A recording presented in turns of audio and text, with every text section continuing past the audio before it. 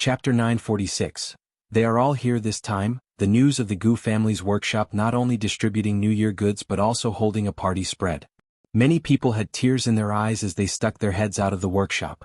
They really wanted to follow and take a look. When the cleaning of the workshop was almost done, everyone saw the people in the workshop happily moving tables and chairs. Their arrogant appearance made people grit their teeth in envy. Gu Yundong hired a few women from the village to help cook a delicious meal. The fish, rice, and noodles were brought to the kitchen of the Gu family's workshop without hesitation. This included Madame Zhou and her daughter-in-law. Coincidentally, Qinliang's family could eat here. As Qinliang was the village chief, Gu Yundong had to invite him. In addition, Qin Jinkai and Qin Jinbao were both working in her own workshop, and Yo Dan had been invited over by Yunshu long ago. As such, there were only Madame Zhou and two more people left in the Qin family. They might as well all come over. Lan Hua was also invited over. As for the others, they were not allowed to bring their families. It was mainly because at this moment, there were really not just one or two families but one or two groups. If they were allowed to bring their families, almost the entire village would have to come. Not only that, but there were also long-term workers from the neighboring villages. The workshop could not entertain them. Dinner started around 4 o'clock. It was dark early in winter and there were no electric lamps. Even if many oil lamps were lit, the effect was not very good. When it was early in the afternoon, the villagers of Yongfu village were surprised to find another group of people coming from the village entrance. Looking closely, wasn't it Zhao Zhu and his son? Since Gu Yundong was holding an annual party, everyone here naturally had to be present. Although Zhao Zhu and the Shi couple were not in the workshop, they helped her manage the orchard. They were invited along with the helpers they found. There were more than 10 of them in total. Because they had received the news in advance, all of them were in high spirits and could not wait.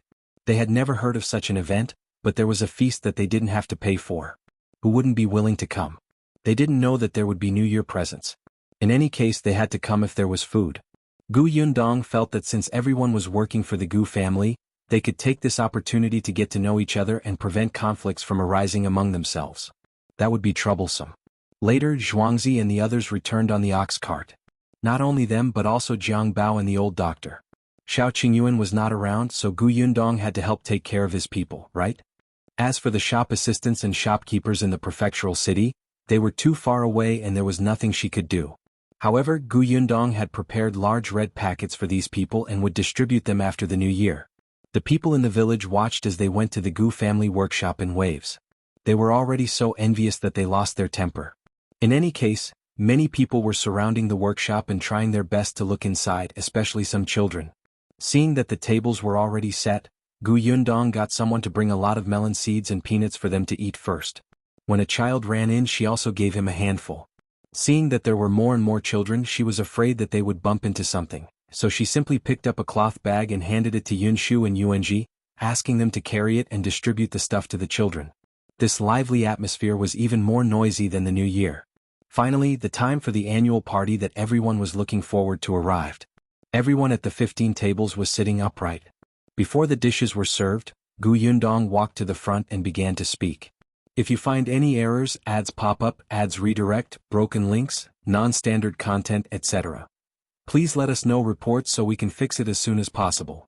Chapter 947, Gu Yundong's speech. First of all, I want to thank everyone here for working diligently over the past year. Many things have happened.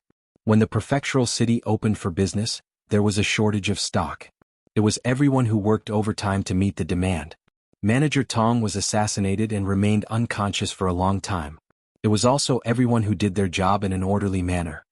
Gu Yundong did not expect that one day she would stand in front of everybody and say such emotional words like a leader. However, these people had really moved her. They were hardworking, simple, passionate, and motivated. They were really a very cute group of people. Hence, whether it was the annual party or feast, she felt that they deserved it. Whether it's the Gu family's workshop or the orchard, it's the result of everyone's joint efforts. In the past year, the workshop has increased from 50 to 100 people, the orchard has increased from 80 acres to 180 acres, and the shop has been opened from the county city to the prefectural city. All of this couldn't have been done without everyone present. You have all contributed. You're very good. Someone couldn't help but whimper. Boss, don't say that. You've helped us even more. You gave us such a high salary. If we don't work hard, will we still be human? That's right, boss.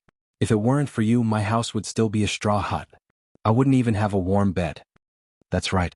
If I didn't work at the Gu family's workshop, I wouldn't have been able to get a wife. Yes. Since I'm working here, my daughter's dowry has been gathered. Boss Gu was too good. In the past, when they worked outside, no one had affirmed their work like this. Not to mention thanking them, it was already good enough if they were paid in time. At this moment, they were actually thanked by their boss. They felt as if they had eaten honey. Gu Dajiang looked at his daughter with incomparable pride. He felt warm inside. Yundong was too outstanding. Gu Yundong was stunned to see them crying. Then she laughed. All right, I won't say anything else. I know that everyone is waiting for a feast. Serve the dishes. As soon as she finished speaking, there was a burst of cheers. Immediately after, someone brought the food over.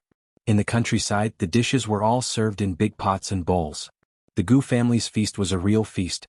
Most of them were meat. As soon as the food was served, the workers pounced on it like wolves and tigers. Each of them picked up 2 pieces of meat, and the bottom was quickly revealed. On the other hand, Gu Yundong's table was much more refined. Gu Dajiang drank with Chen Liang. Both of them were slow-witted. They could drink for a long time after filling a glass. Bian Han's leg was still injured and he couldn't drink, so he chatted with him. Madame Yang and Gu Yunko were the happiest. They loved this kind of liveliness the most. When they were almost done eating and there were only 2 or 3 dishes left, Gu Yundong stood up and walked forward. Everyone's stomachs were already full and their movements had slowed down. Hence, most of them saw Gu Yundong's actions and found it strange. Is it time to deliver the New Year goods? I saw it just now. 2 large carts were pushed in. Unfortunately, there was a cloth covering it, so I couldn't see what was inside. In any case, there's definitely meat. Manager Tong brought back a lot of pork this morning. I heard that there was meat in cloth last year. There are so many people this year. I wonder if there are more. If you find any errors, ads pop up, ads redirect, broken links, non-standard content, etc., please let us know reports so we can fix it as soon as possible. Chapter 948. Surprise at the annual party. Gu Yundong coughed lightly and the buzzing below immediately stopped. Gu Yundong said, I know. Everyone is looking forward to the New Year presents. They will definitely be distributed this year. However, before they are distributed, there will be a surprise for everyone. Surprise? Everyone's eyes widened. Some of the bolder ones who had drunk a little hurriedly stood up and asked, Boss Gu, what surprise? Is there more food tomorrow after today? Ha, you wish. Someone couldn't help but scold. Gu Yundong also smiled. It's not good to have fish and meat every day. The surprise I'm talking about is this. As she spoke, she glanced at Tong Shuitao, who immediately handed over a wooden box. Everyone looked confused. A wooden box? Could it be that there was something good inside? However, the wooden box did not look big or heavy. What was inside? While everyone was guessing, Gu Yundong had already spoken. There are notes inside. There are words written inside. Now it's up to your luck. Whoever draws the note with the first, second, and third prizes will be rewarded. Wow, there was an uproar below. A lucky draw? There was actually a lucky draw? This was really a surprise, a huge surprise. Alright, now Shuitao will carry the box to every table. You just have to sit in your seats. When the time comes, you just have to reach in and pull out a note. There are a total of 15 rewards this time. 2 for the first prize, 5 for the second prize, and 8 for the third prize. With that, Tong Shuitao carried the wooden box to the first table. The first person was stunned for a moment until someone pushed him. He suddenly came back to his senses and quickly reached in to take out a note. The second person rubbed his hands, closed his eyes, and muttered, "Bless me for winning, winning, winning." Then, with an expression that said he was ready to die, he reached his hand in. The people behind also looked like they were praying to God and Buddha, hoping that they would win. Even if they couldn't win the first prize, they could at least win the second or third prizes. Everyone drew a note, but no one opened it first. It was as if they would be lucky if they did it late. Even when Tong Shuitao returned to Gu Yundong's side, the people below did not stop buzzing. Take a look at yours and see if you won any prizes. Why don't you look at yours? Yours first, then mine. Come on. Gu Yundong waited for a long time but did not see these people open the note. She immediately held her forehead. It's getting late. Are you sure you won't open the note until tomorrow? If that's the case, I'll leave. No, well look right away. The people below finally couldn't hold it in anymore and quickly opened the note to read. Then voices sounded one after another. Hey, let me see. What are these words? I don't know him either. Ask Zhuangzi. He can read. Someone took the note to Zhuangzi, who was nearby. Zhuangzi narrowed his eyes and glanced at the expectant person. He sighed and said, "These words are thank you for participating." That person was a little confused. "What does it mean?" "It means you didn't win the lottery." "Ah," the person immediately wailed and slapped his hands hard. "Bad hands? Why can't you even get the third prize?" Yundong saw that many people couldn't read and did not know what it meant. She immediately explained, "It's okay if you don't know the words on the paper. Count them. If it's 4 words, you don't win the lottery. If it's 2 words, you do. If you find any errors, ads pop up, ads redirect, broken links, non-standard content, etc. Please let us know reports so we can fix it as soon as possible." Chapter 949. What's the prize? As soon as Yundong finished speaking, someone jumped up. "I won. I won." Although he couldn't read, he knew how to count. Immediately after, voices rose and fell in the crowd. "I got it too. Ah, I got it too." When most people saw the words in their hands, they sighed. Then they shifted their gazes and looked enviously at the people who had won the lottery. Yundong said, "Winners, please come up first." A few people in the crowd walked forward excitedly. There were 15 people.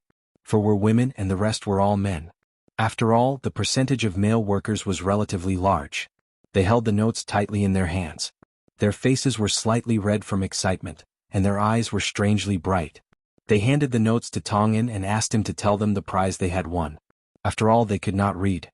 It just so happened that a woman and a man won the first prize. The woman was from the neighboring village. It was said that her family was in trouble, and her 4 children were crying for food. The oldest was only 11 years old. The man in the family was not in good health, so he could only do some simple work. Later on, this woman entered the Gu family's workshop and got paid. Only then did her family's life gradually improve. She did not expect her luck to be so good that she won the first prize. Someone said softly, "Mrs. Sun's bitter life has finally come to an end. Ever since she entered the Gu family's workshop, her luck has also come." Yundong thought that Mrs. Sun would definitely like this prize. As for the other first prize winner, he was from Yongfu village. His family background was alright. The second prize was given to a woman and 4 men. One of them was Zhao Zhu, and another 2 were from the neighboring villages. The remaining man and woman were from Yongfu village.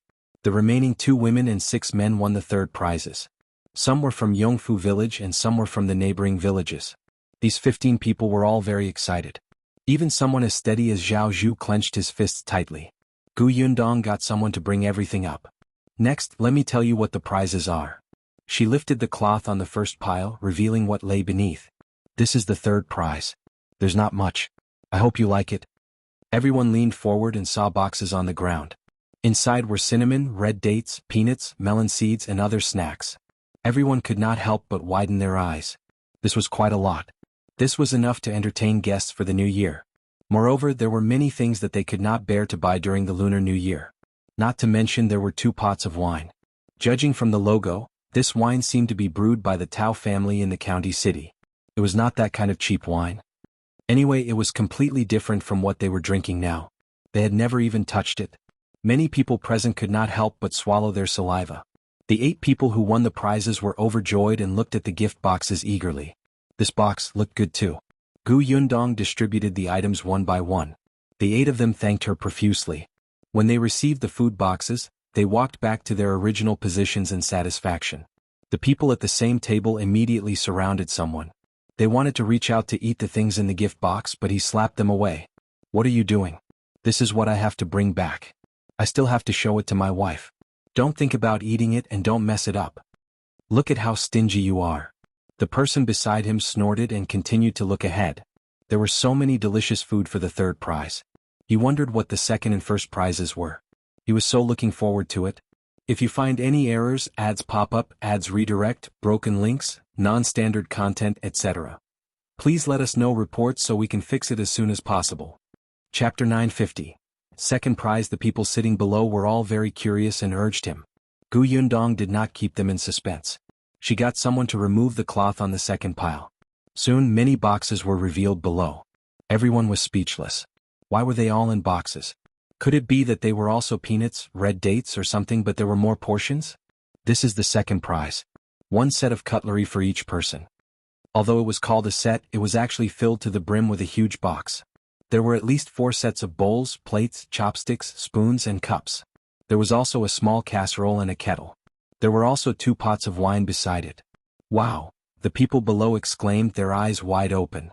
There were so many pots and pans, and they were brand new and shiny. Most of the people here still had holes in their bowls. Sometimes they would cut their lips when eating porridge. But even so, they could not bear to throw the bowls away or change them. At this moment, the boss actually offered a whole set. Wasn't this too much? These things were not cheap at all. The men and women who had won the second prize were so excited that their cheeks turned red. They stared at the boxes. Yundong said, "These things are a little heavy. If it's not easy for you to carry them, you can hire someone to help you bring them back after the annual party." "It's easy to carry. We're very strong. We're not afraid of heavy lifting," someone immediately replied. The others couldn't help but laugh, but they all nodded, even the woman. What a joke. They could not wait to pounce on the pile of cutlery and touch it properly. How could they wait until the end of the annual party? They could not wait to carry it home and hide it now so that others would not covet their prizes. The others looked like they wanted to split it up on the spot. The corners of Yundong's mouth twitched. She did not care anymore and asked them to go forward and get one for themselves. These things were quite heavy. In addition, the wooden box containing the cutlery was not light either. If she distributed them one by one, she would probably die of exhaustion. However, the people who won the prize were not afraid of getting tired at all. They went forward and squatted on the ground. They carefully touched it first and then began to whisper to each other, "This bowl is really flat. It's smooth to the touch. It's not rough at all. If I take it back, I won't even be able to bear to use it. Look at these chopsticks. There are even carvings on the top. It's not cheap. So much. It's not cheap at all." The bowls that Yundong bought were all clay bowls that were suitable for them.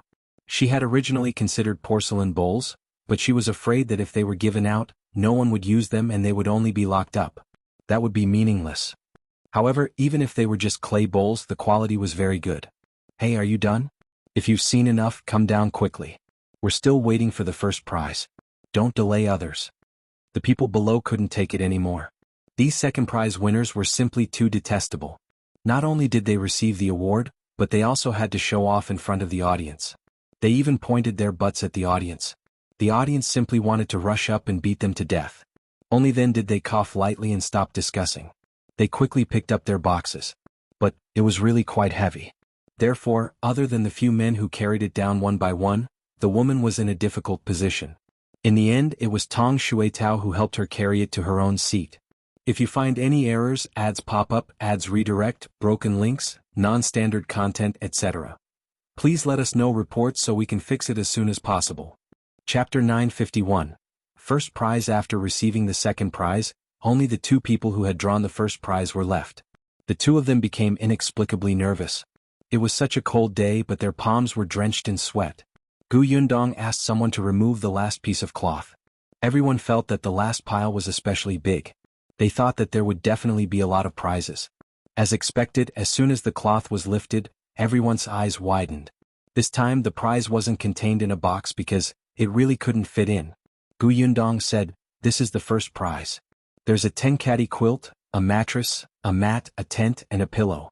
Each person has 2 sets of these. There are also 2 pots of wine and a bag of tea leaves." Wow! A loud exclamation suddenly erupted from below. Everyone's eyes widened. A 10-caddy quilt? There were also other things, and there were actually 2 sets? They were so jealous that their eyes turned red.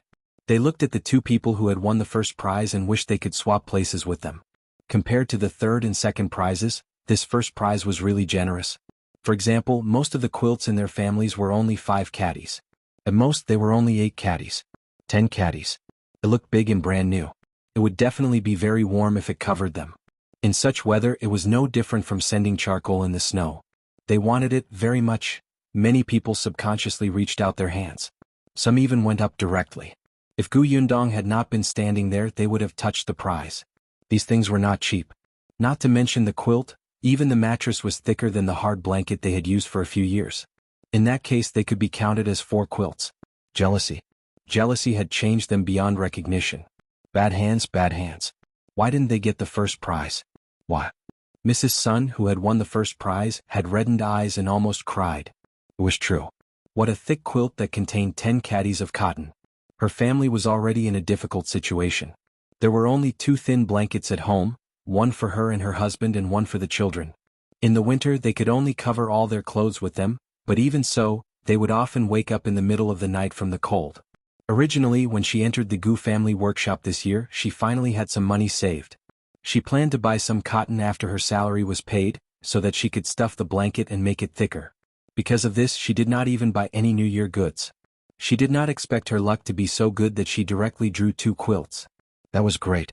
With 2 such thick quilts, her husband and she could have one and her children could have the other. Finally, the family could sleep soundly. Mrs. Sun could no longer hold back her tears. Gu Yundong was stunned for a moment. "What's wrong, Mrs. Sun? Don't you like the quilts? If you don't like them, you can ask someone else if they're willing to exchange them with you, or—" "No, I like them very much. Thank you. Thank you, boss." Mrs. Sun hurriedly said, I'm just too happy." The people below laughed. "Boss, your prize is in her heart." "That's right.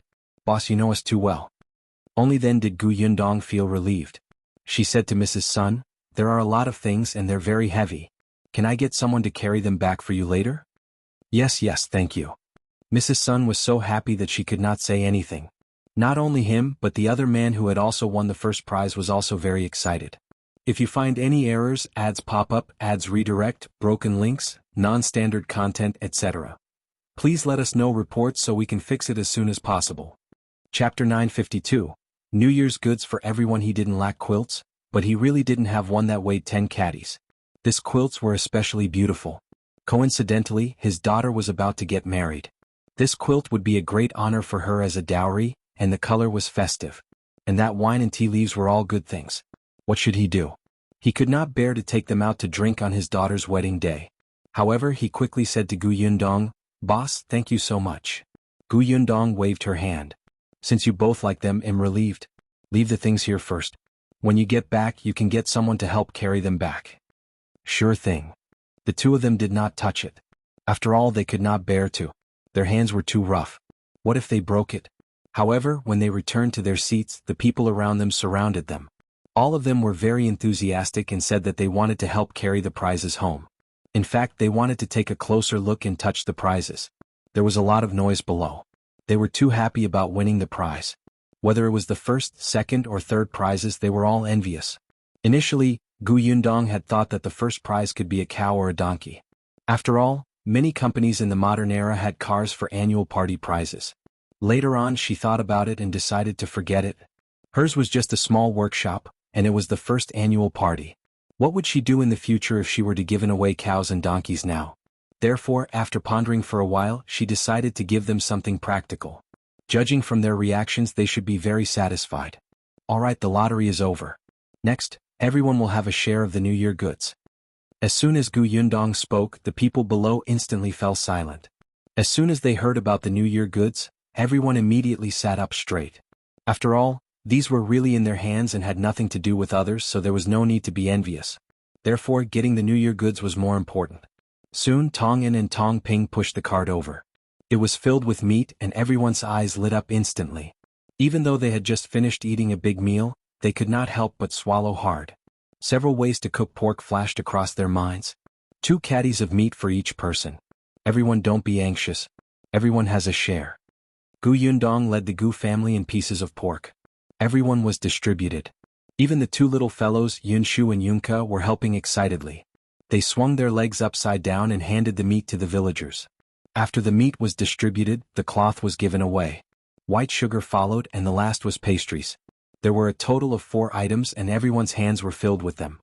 Everyone was very excited and discussed animatedly. They did not have to buy those things during the New Year and saved a lot of money. Gu Yundong waited for them to finish their discussion before continuing. The New Year's goods have been distributed. Finally, it's this month's salary. Tong Shuetao carried up another basket. It was really because most people were given copper coins, so she had no choice but to use the basket. Gu Yundong took a brush and paper and an account book. She sat behind a table and said to everyone, "Now, come up one by one. You can go back after receiving the salary. It's been hard on everyone this year. Continue to work hard next year and strive to earn more money." Okay. The voices below were exceptionally loud, and everyone was very excited. Gu Yundong nodded in satisfaction and opened the account book. "Come up when you hear your name." If you find any errors, ads pop up, ads redirect, broken links, non-standard content, etc., please let us know reports so we can fix it as soon as possible. Chapter 953, More Surprise? Gu Yundong quickly recited, Su Huar. Here. Gu Yundong had an impression of her. Last year she was also there when the short-term workers received the New Year's goods. When they arrived, Gu Yundong took the string of copper coins from Tong Shuetao and handed it to her. Su Huar bowed. Thank you, boss. Then she took the copper coins and walked to the side. Gu Yundong ticked her name. Then she started to call the second person. Just as she was handing out copper coins to the second person, Su Huar, who was beside her, suddenly exclaimed, Boss, you gave an extra 100 copper coins. Everyone looked over in unison, but Gu Yundong was not surprised. It's the new year. Take these 100 copper coins as a red packet for everyone. Everyone has it. You can buy New Year goods with it. 100 copper coins was not much. It could be considered the year-end bonus. Everyone had worked hard for an entire year. On the last day they still had to celebrate. When the people behind heard this, they were overjoyed. They did not expect that when the workshop closed for the holiday, there would be a meal gathering, a lucky draw, and a New Year's gift. In the end, there was even a red packet. The surprises came one after another, making them a little dizzy and unable to find the north. These things were common to modern companies, but in this era they were unique. But to Gu Yundong these extra rewards did not cost much. In total it was about 50 to 60 taels. However, this would make everyone happy. In the future they would be more loyal to the Gu family and have a greater sense of belonging to the Gu family. Moreover, they would be able to publicize it for free. This money was very worth it. The pay was distributed one by one. Everyone could not help but count it again and again. It was not that they did not trust Gu Yundong and were afraid that they would be paid less. They just could not resist the desire to count the money, especially when they had an extra 100 copper coins. They felt so good. The Zheng couple, the Shi couple, Zhao Zhu, and the other managers were the last to be paid. Their salaries were high, so they were directly given silver. Everyone was a little envious when they saw this. They thought that if they worked harder, they would be able to touch silver when they became managers in the future. However, none of these people left after receiving the money. Gu Yundong found it strange. Then she saw that everyone was busy. The tables were cleared, the stools were cleared, and the women were tidying up the pots and pans and cleaning the ground. Gu Yundong immediately smiled. Whether it was New Year goods or red packets, they were indeed worth it. In just a short while, the workshop returned to its original state. It was clean. The tables and chairs had all been returned. Everyone stood in front of Gu Yundong again with the New Year goods in their hands. They waved at Gu Yundong. Boss, we wish you a happy New Year in advance. Well, take our leave first. Gu Yundong waved her hand. Happy New Year to you too. See you next year. Only then did everyone turn around and leave. The weather outside was very cold and dark, but the people who came out of the workshop were all overjoyed and warm. The families of the people from the neighboring villages who lived further away came to pick them up. Mrs. Sun's husband was also here. Although he was not in good health, it was fine for him to go out. At this moment, he saw Mrs. Sun carrying a large pile of things in her hand. There were actually quilts. Her husband's face was filled with shock as he hurriedly went up to her. Mrs. Sun was very happy to see him. She said with a face full of joy, "Husband, we drew the lottery today. I won the first prize. Look, there are 2 big quilts and beddings, and these, if you find any errors, ads pop up, ads redirect, broken links, non-standard content, etc., please let us know reports so we can fix it as soon as possible." Chapter 954, New Year Misses. Sun's husband was stunned. He subconsciously took a quilt and it, unable to come back to his senses. The people beside her had already started talking at once. Your wife is lucky. You don't know that there were only 2 people who won this prize. Your wife was one of them. This quilt weighs 5 kilograms. Look, it's so thick. It's thick, it's indeed thick. He nodded blankly. Mrs. Sun raised the New Year goods again. These were also given by the boss. We don't have to buy them for the new year. Someone at the side shouted, "Let's go back first. It's already so late. Let's not stand here anymore. Let's go." Gu Yundong gave a few lanterns to the people living in the neighboring villages and asked them to go back together in case they could not see the road. However, it did not matter to them whether they had lanterns or not. The road was so wide that they could walk as they pleased. It was even more convenient for those from the local village. Many people were still waiting outside. Soon the lively crowd dispersed. Gu Yundong led his parents and siblings back to the Gu house. The door of the workshop was closed. Next, they just had to prepare for the new year in peace. When they reached home, Gu Yundong took out a few red packets and gave one to the Tong family, the Lu family and Shui Rong. Everyone thanked her and happily accepted it. When Gu Yundong returned to her room, she wrote a letter to Xiao Qingyuan and told him in detail about today's annual party. Now that they could not see each other, they could only contact each other through letters. Unfortunately, he couldn't be at home during the new year. She recalled that last year Xiao Qingyuan was alone at home. Later, he was called over by Yun Shu to set off firecrackers and have New Year's Eve dinner with the Gu family. This year, only Ah Go and the auntie who cooked were in the Xiao family. Gu Yundong also gave them red packets on behalf of Xiao Qingyuan. The next day, the incident at the Gu family workshop's annual party swept through Yongfu village and the neighboring villages like a violent wind. Everyone was envious when they heard that everyone had New Year's goods and a few big awards. Thus, a new round of inquiring about whether the workshop was recruiting people began again. Unfortunately, Gu Yundong was not recruiting for the time being. Even if she wanted to recruit, she had to expand the workshop first. In the following days, the Gu family began to prepare for the new year. They cleaned the house, made tofu, killed chickens and fish and made dumplings. Everything was warm. On New Year's Eve, the family gathered together with smiles on their faces. Gu Yundong recalled last year. At that time, her father had not been found, and she did not know where eldest Aunt Gu was. Yuanji was suffering in old Gus' house. Now, apart from Uncle Gu, her family was finally reunited. Gu Yundong believed that they would be able to find younger uncle sooner or later. This was her first wish for the new year. The dinner was very sumptuous. After eating, everyone went to set off firecrackers. Since Xiao Qingyuan wasn't around, Gu Dajiang was the one who lit the firecrackers. Gu Yundong held the little girl in her arms and listened to the crackling sounds. She looked at Yun Shu and Yuanji jumping around and could not help but smile.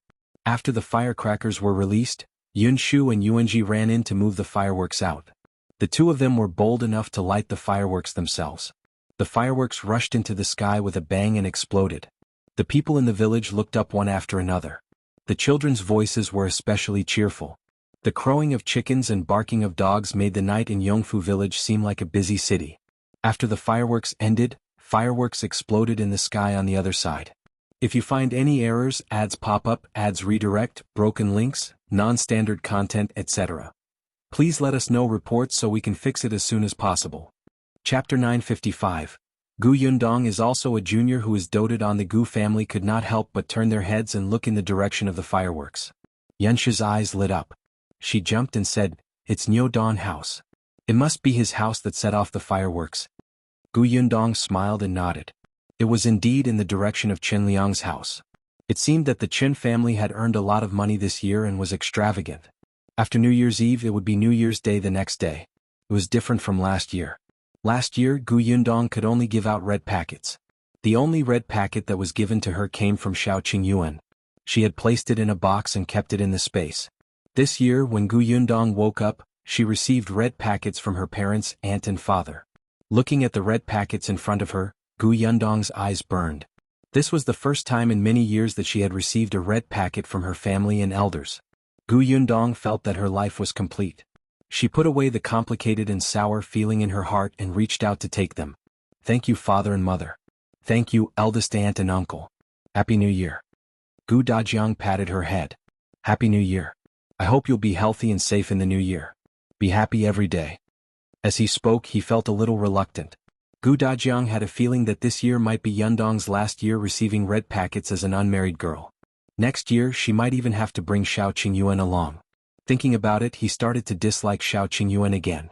Fortunately, Xiao Qingyuan wasn't present this year. Otherwise, he would definitely receive Gu Dajiang's angry glare. Immediately after, Gu Dajiang gave a few more red packets to the younger ones. This time, it was not Gu Yundong's turn to give away red packets. She was also a junior now who had parents, aunts and uncles to dote on her. After Yunshu, Yunka, and the other children received the red packets, they ran out to play with their friends. Not long after, they brought a group of children in to pay New Year greetings. The Gu family had prepared a lot of sweets, sunflower seeds and snacks. When the children were here, none of them returned empty-handed. Their clothes and pockets were filled. On the second day of the Lunar New Year, most of the villagers started to visit their relatives. The relatives of the Gu family were all at home, so there was no need to travel around. However, there were many people who came to visit.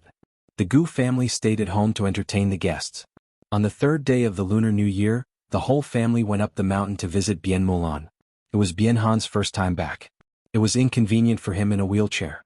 It was not easy to walk up the mountain, so he could only be carried by a few people. When he saw Bien Mulan's tombstone, he couldn't help but cry. Everyone present felt terrible.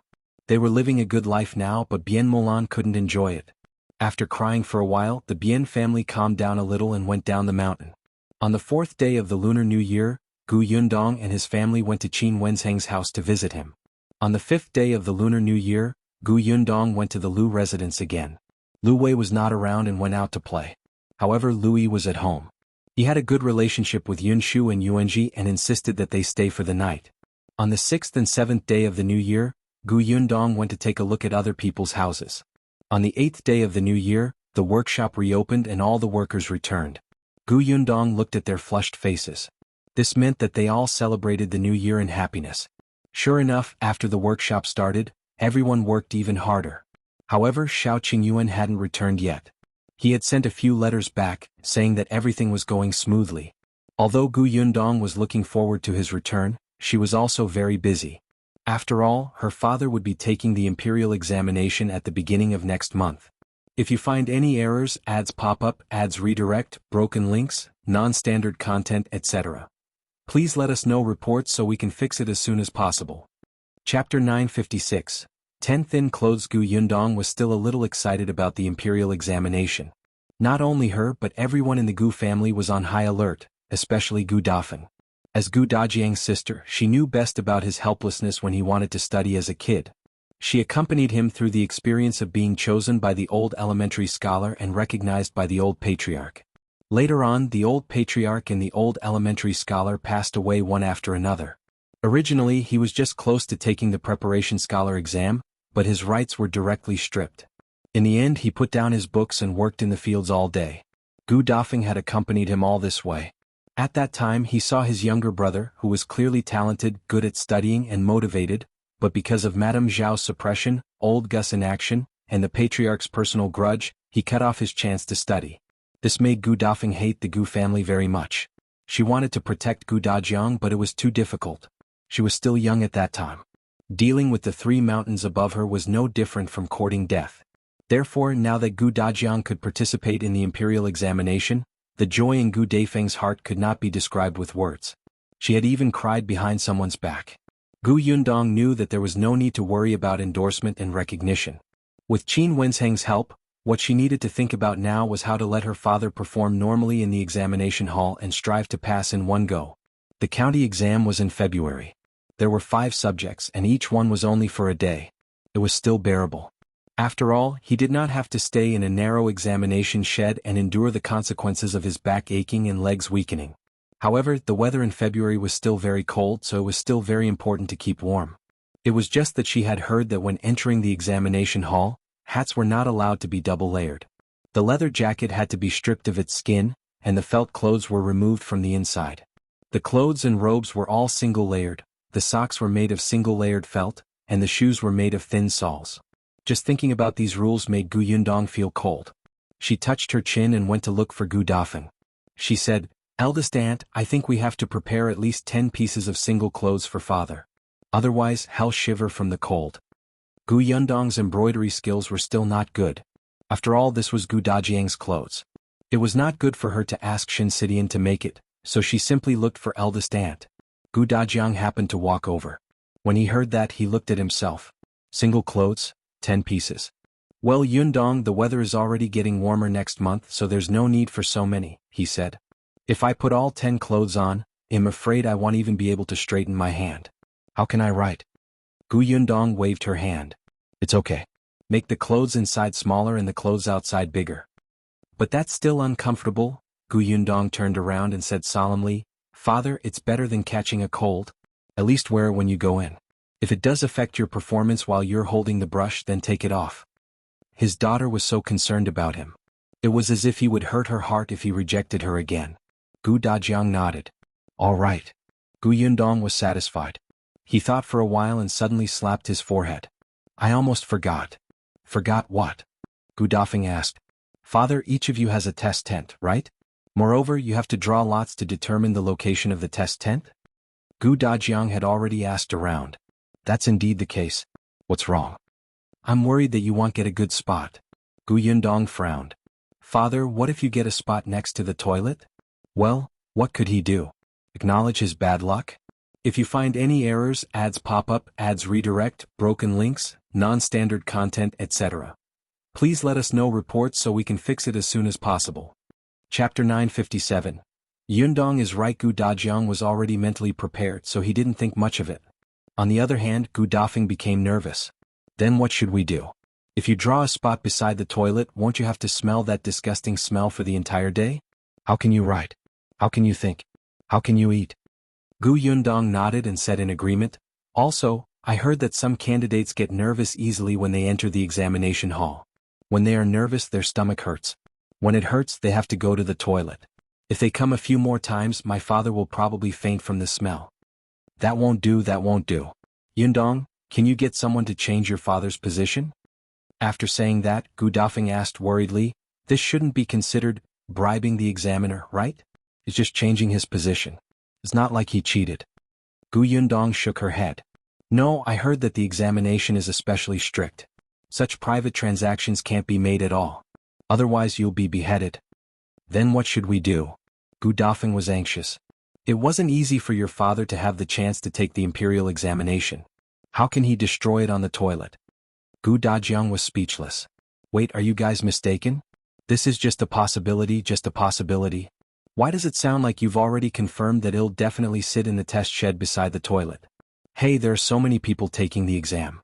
I really don't have to. Father, you have to consider all possibilities, Gu Yundong said solemnly. Gu Dafeng nodded. Yundong is right. We can't hope for luck. What if you're unlucky? Yundong is right. Gu Dafeng continued to nod. So, Father, we have to think of a way to solve this problem first. Yundong is right. Gu Dafeng nodded halfway and suddenly looked at her in surprise. You've thought of a way? Gu Yundong said in all seriousness, I do have a stupid but very effective method here. Tell me quickly. Gu Dafeng's eyes lit up. However, Gu Dajiang suddenly had a very bad feeling. Gu Yundong said, We have to let my father get used to this smell first. You mean? Gu Yundong looked at Gu Dajiang. Father, during this period of time, when you're reading and writing articles, move the table near the outhouse. When you're used to it and can smell nothing, you won't have anything to fear. You won't care where the examination hall is when you write articles. Gu Dajiang couldn't help but widen his eyes. Yundong, I'm your father, your biological father. What the hell is smelling nothing? You even create an idiom yourself, right? When Gu Dafeng heard this, she was a little hesitant. Was this method really fine? She looked at Gu Dajiang, who shook his head vigorously. No, definitely not. I probably wouldn't draw that spot at all. Gu Yundong said, Father, you said it's possible. What if your luck is extremely bad? But Yundong, I'm actually not that weak. Think about it. I've suffered in the past. I can overcome such a small matter. There's no need to make so much effort. But Dad, for the past 6 months, you've mostly been reading and writing in a comfortable environment. Now that you've suddenly fallen into such a bad situation, the difference is too great, and it's easier for you to feel unbalanced. Gu Dajiang felt that all his years of studying had been in vain. He actually couldn't win against his daughter in a debate? Yundong, are you serious? If you find any errors, ads pop up, ads redirect, broken links, non-standard content, etc. Please let us know reports so we can fix it as soon as possible. Chapter 958. Dressed so festively. Gu Yundong nodded seriously. Very seriously. Seeing that things had developed to this point and there was no room for negotiation, Gu Dafeng suddenly felt like laughing. How did things end up in this direction? Gu Dajiang was pushed out by Gu Yundong to the toilet door. Gu Dajiang immediately covered his nose. Yundong, I'm your biological father. Look, you can't take it anymore and have to cover your nose. You'll have to face 5 exams in the future. Won't you break down? It's precisely because you're my biological father that I'm so considerate of you. Thank you, but no. Gu Dajiang wanted to leave, but Gu Yundong stood firmly behind him. Father, it's said that only through hardship can one rise above others. The imperial examination is a long and arduous path. This is just a little stench. You have to overcome it. Gu Dajiang was speechless. He didn't want his daughter anymore. He could not win against Gu Yundong. In short, no matter what reason he had, Gu Yundong could find something to refute. In the end, Father Tong and Shui Rong moved a table and chair to the toilet. Gu Dajiang sat there aggrievedly.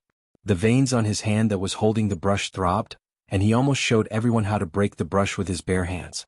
Gu Yundong was quite satisfied, but the others standing behind her were holding back their laughter. Gu Dafeng couldn't hold it in anymore. She quickly turned her head away, but her shoulders were heaving. Madame Yang and Yunke did not understand what was going on and also giggled. Yunshu pulled Zhuangzi's arm and took a few steps back. She said softly, "Do we have to read and write like this for the preparation scholar exam?" Bian Yuanji rubbed his head in confusion. "I didn't hear the teacher say that." Gu Yunshu shrank her neck. "My elder sister is too terrifying." The two little fellows still had lingering fears. They were already thinking about how to avoid this cruel method when they took the exam. However, Gu Yundong felt that she had solved a huge problem in her heart and began to think about other things. There was no need to worry about food. It was just a day of exams. He could still fill his stomach for more than half a day with some pastries and bread. Gu Yundong thought of everything she could think of and felt that she had missed nothing. Only then did she heave a sigh of relief. In the next few days she focused on preparing. By the end of the month, Gu Dajiang's 10 clothes were completed. Gu Yundong took it from eldest Aunt Gu and compared it. It was not bad. The outermost piece was exceptionally wide, so it should not be too tight. Gu Yundong carried the pile of clothes to look for Gu Dajiang. However, just as she reached the courtyard, she bumped into him. "Father, why do you smell so bad?" Gu Yundong took a few steps back. Gu Dajiang's eyes suddenly turned sinister as he sneered at Gu Yundong. The latter suddenly reacted. Oh no, it seemed like she did it. She immediately turned around and ran away with her clothes. Gu Dajiang snorted and returned to his room to shower and change. After more than an hour, Gu Yundong came back quietly with his clothes. She originally thought that Gu Dajiang would not be around. Unexpectedly, when she arrived at the main house, she saw her father trying on a piece of clothing. Madame Yang was looking at him with glowing eyes as if she liked him very much. Gu Yundong was surprised. "Father, where did you get this outfit? Why are you dressed so festively?" If you find any errors, ads pop up, ads redirect, broken links, non-standard content, etc., please let us know reports so we can fix it as soon as possible. Chapter 959. What does other people getting married have to do with you? Madame Yang was helping him tidy up his sleeves. She also looked very happy, not letting go of even the slightest wrinkle. Gu Dajiang glanced sideways at Gu Yundong and said, "Jiang Bao and the Shi family's daughter are getting married. Don't tell me you've forgotten?" "Of course I didn't forget. Isn't it the day after tomorrow?" Gu Yundong was suspicious. "But what does her marriage have to do with you wearing new clothes?" Gu Dajiang was smug. "They invited me to be their witness." Witness? When did this happen? Why didn't she know? Seeing that her father's new clothes were prepared so neatly, he must have received the news long ago. Was he deliberately not telling her? Was he taking revenge on her for letting him stay near the toilet? He was already so old. How childish. Gu Yundong snorted softly, but she was still very surprised. However, what she did not know was that Jiang Bao's first consideration was Gu Yundong.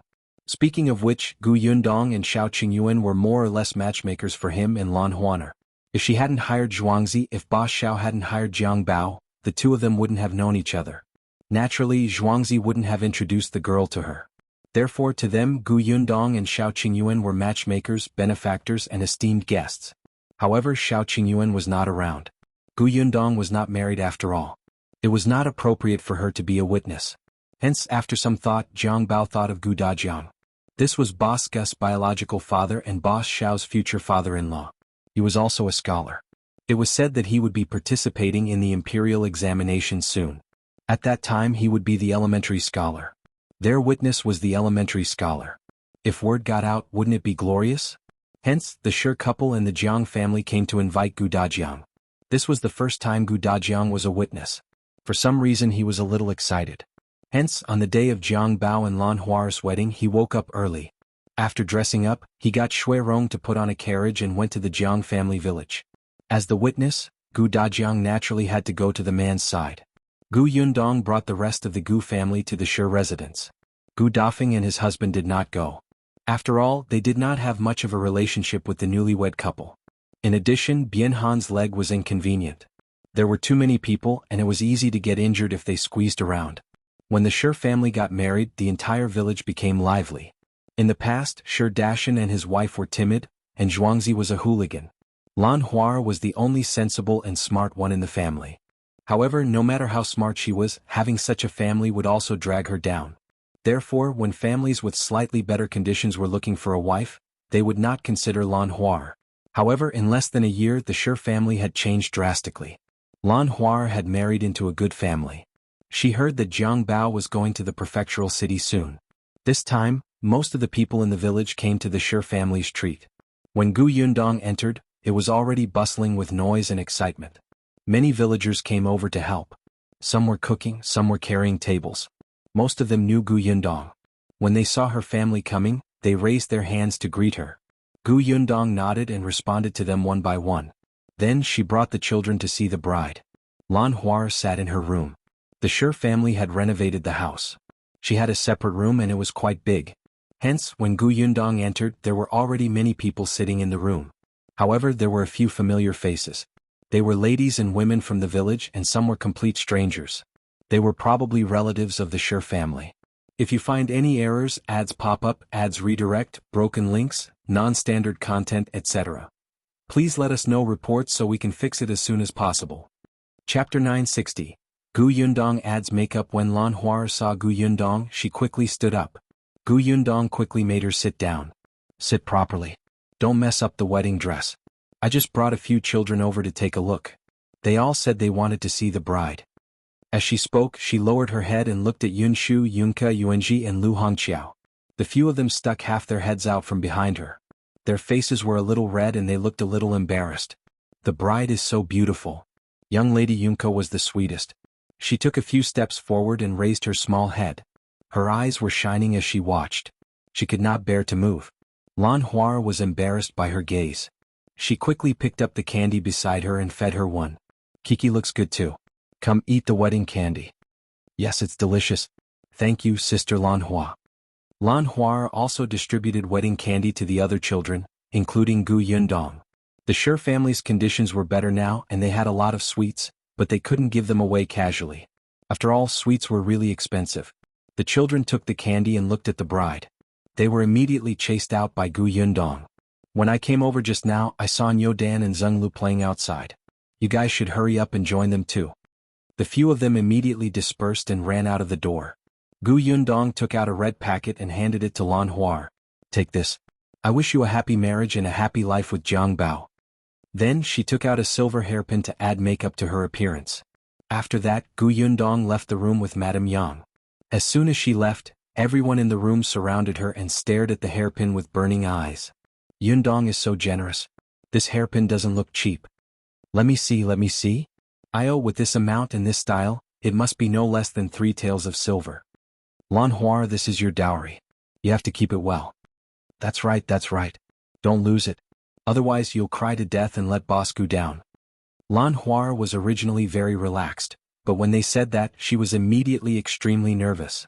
For a moment she did not know where to put the hairpin. Until a soft sneer sounded in the corner. You guys are really funny. Such a lousy hairpin is almost like a treasure. That Miss Gu is so rich, why didn't she give you a gold gift? I heard that those rich families offer a complete set of makeups for the bride. You guys can even brag about a hairpin. It's strange. As soon as she said this, the room fell silent. Everyone looked at the girl who spoke in unison and frowned. Lan Huar also frowned. Her personality was different from her parents, especially those who made her unhappy on her wedding day. She would not be polite. It's better than nothing. This person was a cousin of hers called He Xiu. She was the same age as her. In the past, she looked down on her family and would poke fun at them from time to time. Later, Zhuangzi became a clerk in the county. The Shi family's days were getting better and better. This cousin of hers had other thoughts and wanted to marry Zhuangzi. Unfortunately, Zhuangzi was focused on his goal of becoming the shopkeeper. He did not even know who He Xiu was. Moreover, Shi Dashan and his wife did not like He Xiu. In the end, the matter was left unsettled. However, a few months ago the He family found out that Zhuangzi had become the shopkeeper. If you find any errors, ads pop up, ads redirect, broken links, non-standard content, etc., please let us know reports so we can fix it as soon as possible. Chapter 961. Prestigious Shopkeeper. In this day and age, anyone who could be a shopkeeper was old. A young man like Zhuangzi would have to work for at least 10 years before he could reach that step. It had been less than a year since he became a shop assistant, right? The He family was excited and ran over to matchmake Zhuangzi and He Xiu. The Sher couple would not agree either. The He family's parents almost fell out with them. No matter what they said, they could not get them to agree. Later on, they came up with a bad idea. They simply let He Xiu go to Gu's shop to meet Zhuangzi. The two of them would meet more in private. When Zhuangzi had a good impression of He Xiu, it would be useless even if the Sher couple wanted to object. He Xiu did go to the shop in the county city and saw Zhuangzi arrogantly instructing Chen Jingkai to work. She felt that it was especially impressive and imagined having a maidservant for her to order around in the future. Hence, she was even more determined to get Zhuangzi. After entering the shop, she felt very immersed and also instructed Chen Jingkai. Chen Jingkai tolerated Zhuangzi because Zhuangzi was only putting on an act on the surface. In fact, he had helped him a lot. This was the way the two of them interacted. But where did this woman called He Xiu come from? It was simply baffling. Then He Xiu was chased out by Chen Jingkai. Zhuangzi looked on coldly and even gloated. These relatives of the He family were really ugly. Zhuangzi had never liked them in the past. When his parents were in trouble, they would avoid them and hit them when they were down. Now, seeing that Zhuangzi's family's lives were getting better and better, they rushed to curry favor with them, which made Zhuangzi extremely disgusted. Therefore, no matter what He Xiu's personality was, Zhuangzi would not consider it. Although he had become the shopkeeper, Zhuangzi was still not stingy.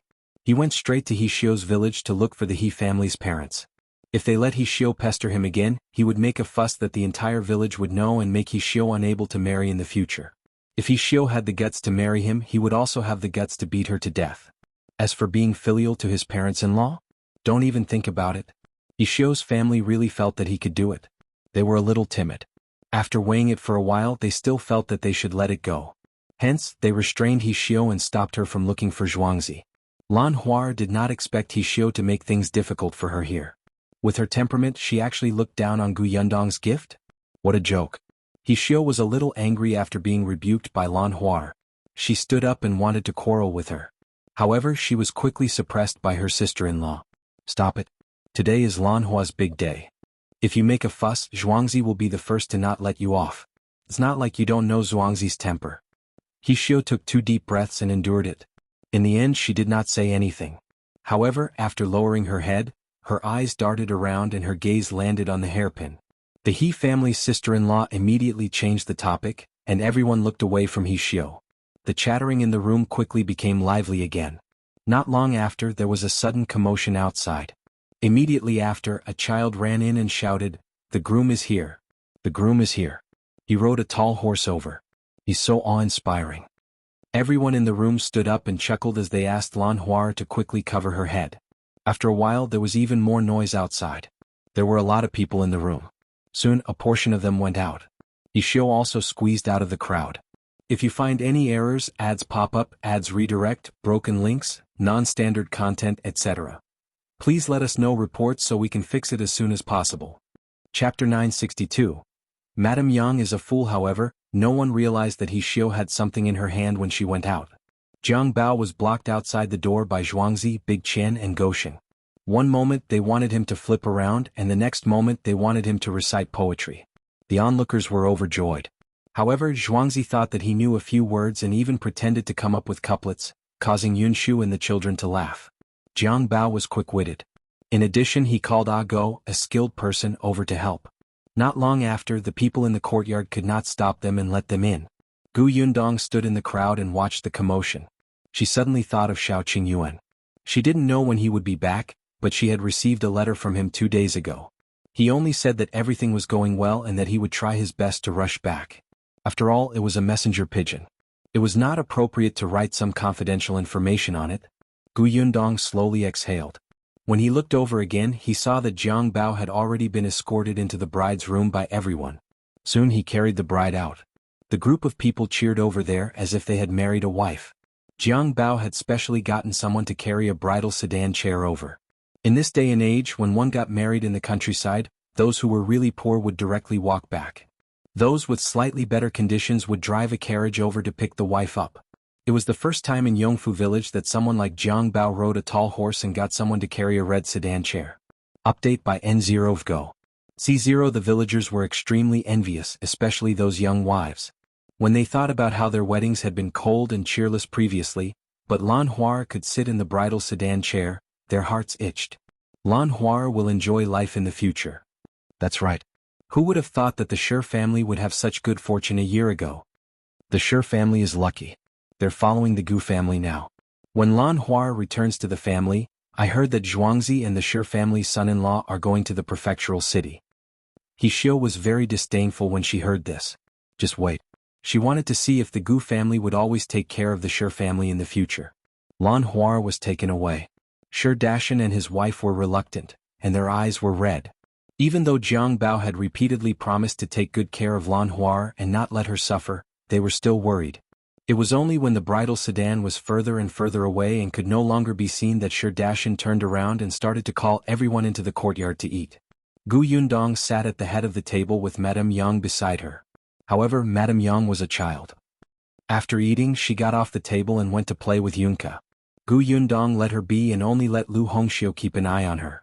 When He Xiao saw Madame Yang leave, she hurriedly swallowed the meat in her mouth. She put down her chopsticks reluctantly and hurriedly followed.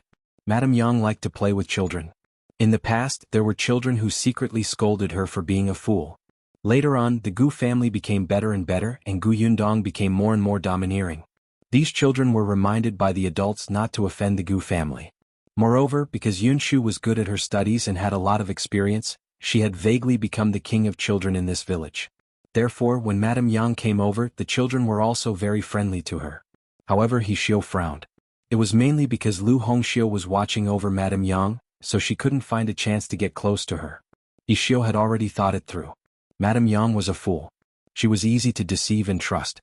She would tell Madame Yang that the hairpin belonged to the Gu family and was worth a lot of money. It was a pity to give it to someone else.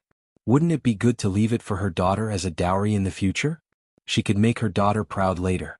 If you find any errors, ads pop up, ads redirect, broken links, non-standard content, etc., please let us know reports so we can fix it as soon as possible. Chapter 963. Approaching Madame Yang. He Xiao had heard that Madame Yang doted on Gu Yundong very much. Even if she was a fool, she would protect her daughter. Therefore, it was definitely not a problem for her to encourage Madame Yang to bring the hairpin back. Of course, she had already secretly taken out the hairpin and placed it somewhere easy to obtain. This way Madame Yang would be a thief. Gu Yundong would definitely not be able to tell anyone about this. Otherwise, it would ruin her mother's reputation. That hairpin could not be used in the future. It could not be seen by everyone. It could only be hidden forever. As for Lan Hua, she would definitely find out that the hairpin was missing when she counted the dowry the next day. Considering how much she valued the Gu family, she definitely had to find this hairpin. Otherwise, it would be difficult for her to explain herself if the Gu family asked about it in the future. Of course, if she did not want to make a fuss, she still had him, right? She could still make a fuss by pushing him from behind. That fool Madame Yang might even shout it out herself. In that case, it would be strange if the Gu family and the Sher family could continue to be friends. He Xiao couldn't help but laugh at the thought.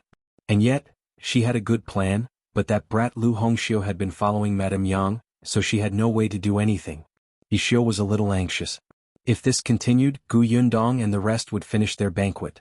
After a while, her eyes suddenly darted around. She simply pulled a girl about her age along and joined the children in playing. The children were stunned for a moment, but Madame Yang was very happy. After all, these children were shorter than her. She was overjoyed that the two newcomers were as tall as her. Lu Hongxiu, who was standing at the back, narrowed her eyes slightly. She was not following Madame Yang. As long as Madame Yang was in her line of sight, there was nothing to worry about. She just felt that this girl who suddenly appeared beside Madame Yang was strange. Lu Hongxiu was meticulous, so she paid more attention. Soon, she realized that this girl would come to Madame Yang's side from time to time and mutter. She looked like she was joking, but the scheme in her eyes could not be hidden from her. After all, He Xiao was inexperienced. It was not enough to play tricks in front of Lu Hongxiu. Lu Hongxiu did not know what she wanted to do and could only watch. However, she still called her sister, Lu Hongxiao, over and asked her to inform Mississippi Gu Yundong had already finished eating, but she could not leave halfway. In addition, the person at the table had been talking to her, so she could only continue to sit. Unexpectedly, Lu Hongxiao ran over and secretly told her that someone had designs on Madame Yang. Gu Yundong narrowed her eyes. Tieske, someone actually had designs on her mother again. Last time there was Jiang Yongkang. Who was so blind this time? She just didn't know if they wanted to harm her mother or if they wanted her help. Gu Yundong got up, informed Sher Dashan and his wife, and followed Lu Hongxiao out. Lu Hongxiu was standing outside the door. When she saw her, she hurriedly called out, "Mississippi?" "Yes, how's my mother?" "Who's the person who approached her?" Unexpectedly, Lu Hongxiu had a strange expression on her face. She looked at Gu Yundong as if she wanted to say something but hesitated. Gu Yundong raised her eyebrows and looked forward, but she did not see Madame Yang. "Where's my mother?" She frowned. Lu Hongxiu was not with Madame Yang? "It's over there. I'll bring Miss over." As Lu Hongxiu spoke, she led Gu Yundong to a corner not far away. "If you find any errors, ads pop up, ads redirect, broken links, non-standard content, etc. Please let us know reports so we can fix it as soon as possible." Chapter 964. I squeezed it back before she reached the corner of the wall. She heard begging sounds coming from inside. The voice wasn't loud. When she got closer, she could vaguely hear the words, "Stop hitting me." Gu Yundong frowned and turned to look at Lu Hongxiu. The latter nodded and said, "It's the girl called He Xiu." Gu Yundong took a few steps forward and turned the corner. He saw a few children surrounding a girl, their little fists landing on her. Yunshu snorted. "Who asked you to bully my mother? Do you think we're blind? How dare you be so unscrupulous in front of me? It'll be unfilial if I don't hit you." "Yes, unfilial." Yunka swung her fist and hit He Xiu's shoulder hard. It was just that her position was not very good, and her own hand hurt to death. The little girl immediately changed her leg and kicked her. He Xiu had a ball of cloth in her mouth and was trying hard to spit it out. She finally shook it off and quickly said, "Let go of me quickly or I'll call for help." At this moment, her hand was pressed back by Madame Yang. Madame Yang was very strong. She was used to doing farm work in the past. Now that her family's conditions were better, she still liked to do it, especially those potted plants. It took a lot of strength to move them around. There was nothing wrong with restraining a little girl like He Xiu. As for the children surrounding He Xiu, other than Yunshu, Yunka, and Yuanji, there were also Zhengyu, Zhenglu, and Yodan from the Zheng family.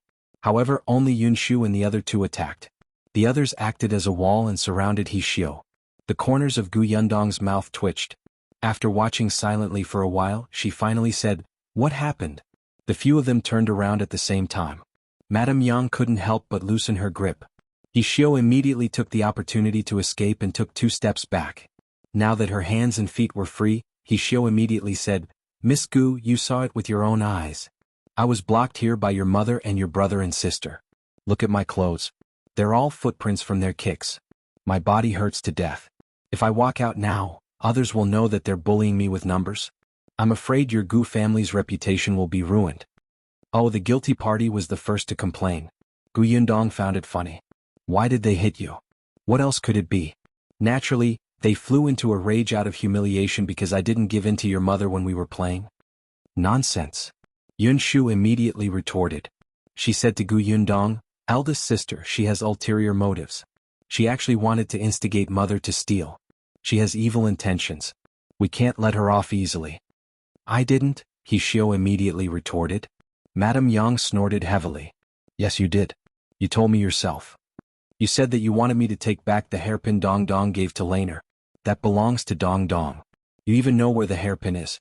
As she spoke, she looked at Gu Yundong and said proudly, "She still treats me as a 3-year-old child.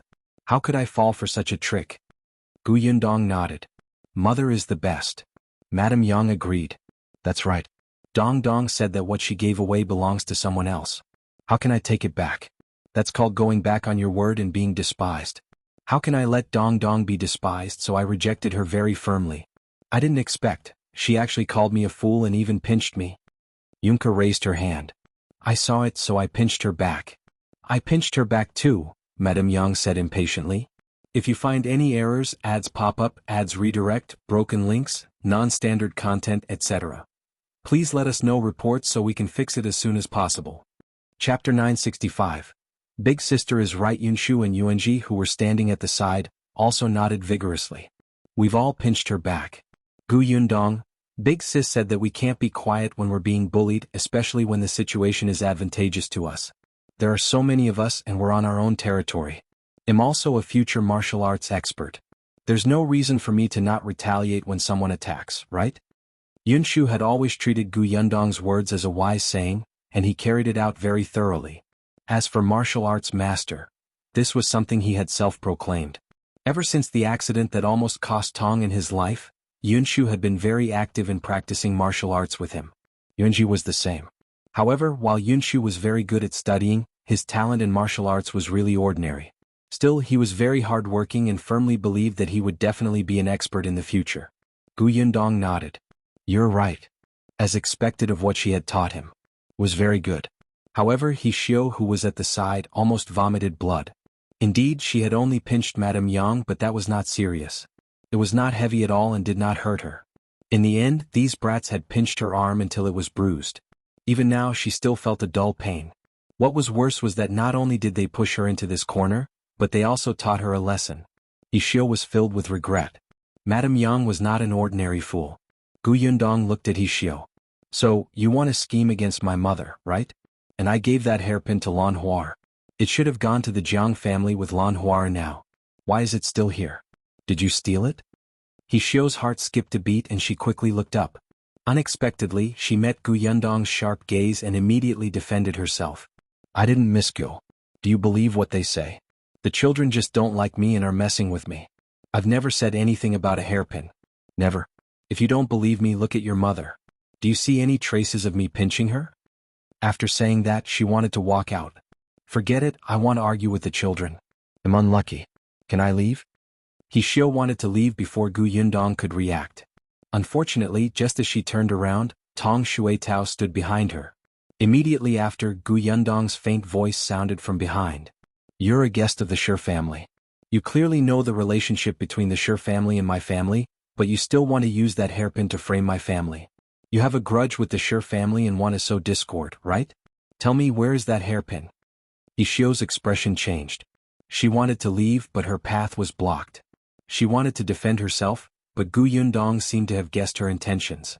She rolled her eyes and immediately wanted to shout at the top of her lungs, "Help!"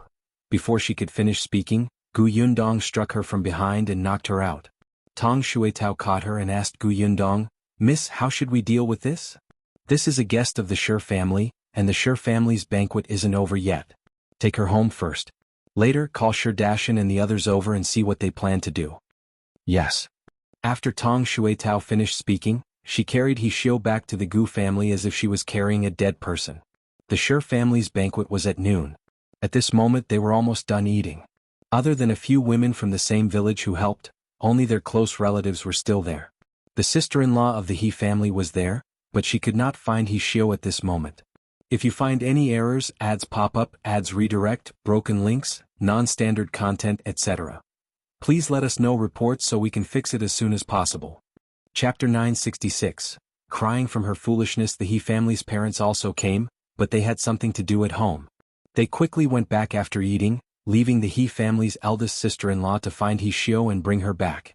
However, now that He Xiu could not be found, she immediately became anxious and quickly went to look for Shi Dashan and his wife. It was at this moment that Tong Shuitao came to the door and told them about He Xiu. When Shi Dashan heard that He Xiu had actually schemed against Madame Yang to ruin his daughter's marriage, he was furious. He quickly went to the Gu residence with his wife, He Yi, and brought the He family's eldest sister-in-law along. The He family's eldest sister-in-law was dumbfounded. She only found out what had happened from He Yi on the way to the Gu family. She was so angry that she almost collapsed. She wished she could turn around and go home quickly so that her in-laws could take her sister-in-law away. What was going on? Was He Xiu's brain damaged? It was fine if she caused trouble for the Shi family. After all, He Yi was her aunt. If she made a mistake, she could put the matter behind her. But she actually had designs on the Gu family to scheme against Madame Yang? Over the course of the day, the He family's eldest sister-in-law had heard everything about the Gu family. She knew that the Gu family had fled from the famine and that her family was the richest in the entire village. She knew that Gu Yundong had dared to tie someone to a tree and slap them before she had her current achievements. She knew that Gu Yundong knew the nobles in the prefecture. There were too many rumors about the Gu family. How could He Xiu provoke such a person who could subdue a hooligan like Zhuangzi? They did not even dare to offend Zhuangzi. How could they have the courage to offend Gu Yundong? She was simply about to cry from her sister-in-law's stupidity. However, even though the dissatisfaction in her heart had reached its peak, the He family's eldest sister-in-law still had to bite the bullet and go to the Gu family to bring her out. Coincidentally, when they arrived at the Gu residence, He Xiu had also woken up. When she saw the He family's sister-in-law, she immediately cried and defended herself. However, the He family's eldest sister-in-law clearly did not believe her words and she did not know what to do. Gu Yundong's ears hurt from the noise.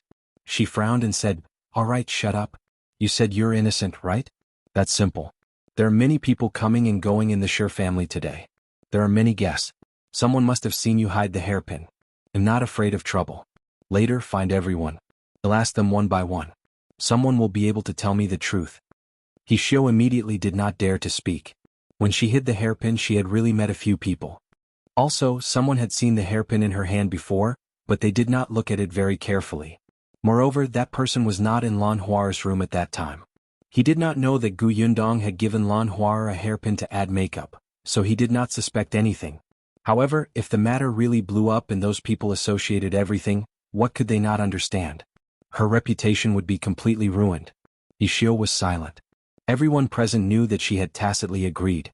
Yi was very angry. She had an honest personality, but no matter how honest she was, she had a reverse scale. Lan Huar was one. This person actually wanted to cause trouble on Lan Huar's wedding day and even stole the hairpin to frame Madame Yang. Not only did she want to harm Lan Huar, but she also wanted to harm Zhuangzi. Yi pounced over and started punching He Xiu. "Are you human? Are you human? You're so young but you're so vicious. I don't have a niece like you." Dajiang was also angry, but this was He's niece.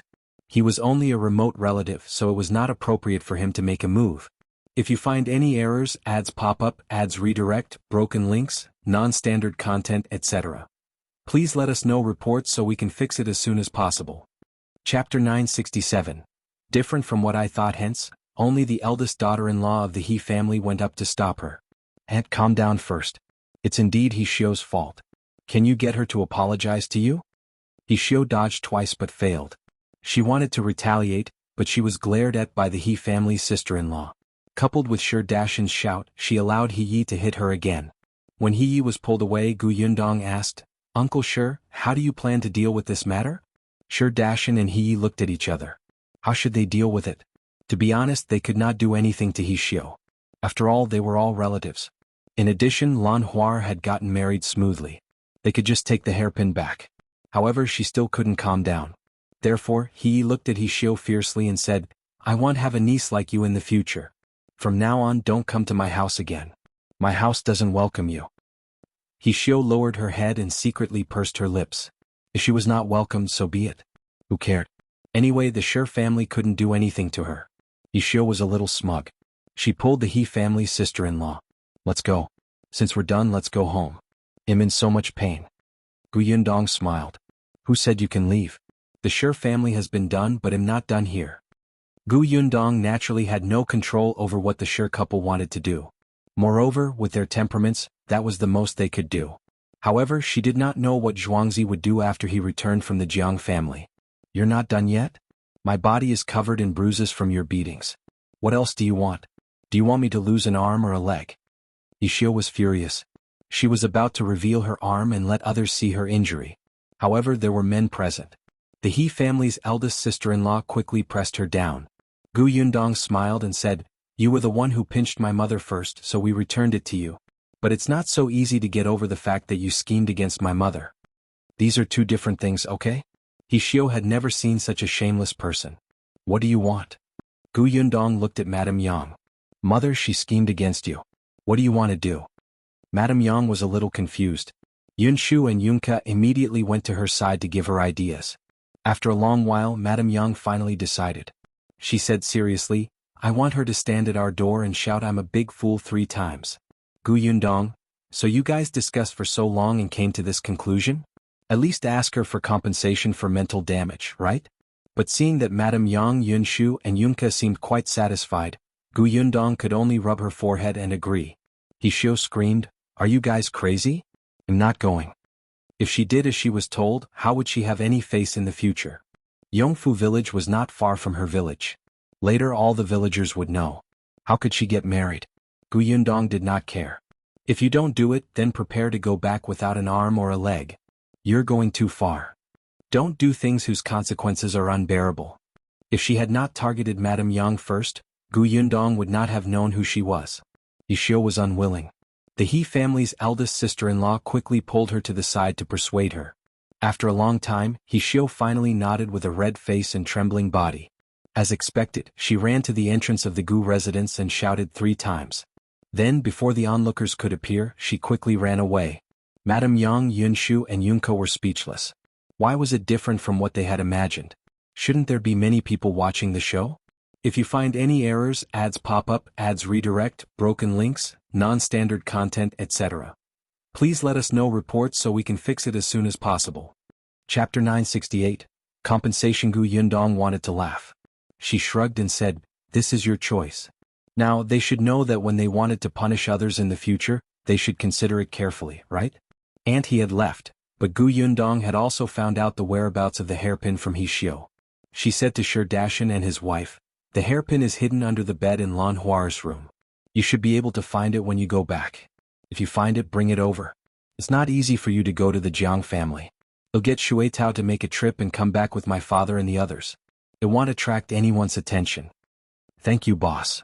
Gu Yundong waved her hand. Shi Dashan and his wife were still a little ashamed. After all, it was their relatives who caused this. If not for the Gu family's bright minds, they would have really suffered. The two of them quickly returned home. There were still some guests at home, so they stayed behind to help eat dinner. While Shi Dashan was entertaining them, He found the hairpin and rushed to the Gu residence. Just like that, a small storm subsided until Zhuangzi returned. He came back very late. As the brother-in-law, he had to stay at the Jiang family's wedding banquet after sending her off. He was forced to drink a lot and was dizzy. He only woke up the next day. Unexpectedly, when he woke up and heard his parents mention the hairpin, he exploded on the spot. After washing his face, Zhuangzi went straight to the He family. He was not someone to be trifled with, especially when it came to the He family, who did not treat them as family at all. He kicked over the basket in the He family's courtyard. Then he asked Hishio for compensation, but the He family refused.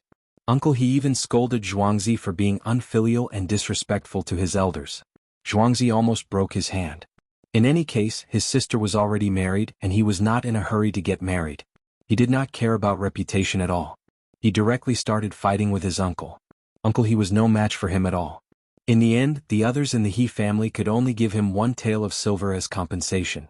Zhuangzi took the silver and even stole an old hen in the courtyard before he left. "This is to calm my parents down. Who asked Hishio to scare them yesterday?" "You." Uncle He was so angry that he almost vomited blood. "In the future, the He family will have nothing to do with your mother. We won't be relatives anymore. We'll sever our ties." Zhuangzi sneered. "I can't wait. Who cares about you guys?" He had long wanted to cut ties with them. Ever since the 2 elders of the He family passed away, Uncle He had treated it as if He did not exist. When the Shi family was in trouble, the He family had cut ties with them long ago. They had not interacted with each other for more than 10 years. What was the difference from cutting ties? Now that Zhuangzi's family had become rich, they started to rush over to take advantage of them. It was better not to have such relatives. Zhuangzi took the silver and carried the old hen home. When he told his parents about this, Shi Dashan had the same thoughts as Zhuangzi. However, He's eyes were red and she felt very uncomfortable. No matter what, that man was her biological brother. Now that she had come this far, she felt as if she had been alone when she came to this world. Zhuangzi scratched his head. He did not know how to comfort her, so he simply left the house. He left the old hen behind and went to the Gu family with the tael of silver. "Boss, the He family compensated you with this silver. Take it."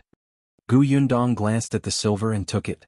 "If you find any errors, ads pop up, ads redirect, broken links, non-standard content, etc., please let us know reports so we can fix it as soon as possible." Chapter 969. Zhuangzi's decision. Zhuangzi scratched his head and said, "There's one more thing." "What is it?" Zhuangzi found it difficult to speak. He could not help but scratch his head again, as if he was organizing his words appropriately. Gu Yundong did not rush him. He went about his own business. After nearly 15 minutes, Zhuangzi took a deep breath and said, "Boss, I think I want to bring my parents to the prefectural city too." Gu Yundong was stunned. "Bring your parents with you?" "Yes." Once he opened his mouth, it was much easier to continue. "I've asked around. The rent for a slightly smaller house in the prefecture capital is about 1 to 2 taels a month. When I live with Jiang Bao, the rent is originally half each. If I bring my parents over together, I'll pay a little more. That's right, that way my parents won't be able to continue working in the boss orchard." This was also the reason why he had been hesitating and did not know how to speak. Gu Yundong's fingers tapped lightly on the table. She looked up at Zhuangzi and asked, "Did you make this decision because of the He family?" Zhuangzi said, "Half and half. One reason is that the He family is not easy to get along with. If I leave they might cause trouble again. You know my parents. They might hold it in when they are bullied. If we can take a step back we will. The other reason is that after Lan Huar is married, it won't be easy for her to come home. There's a long journey to the prefectural city, and I can only come back once every year and a half. I'm afraid that they'll be alone at home.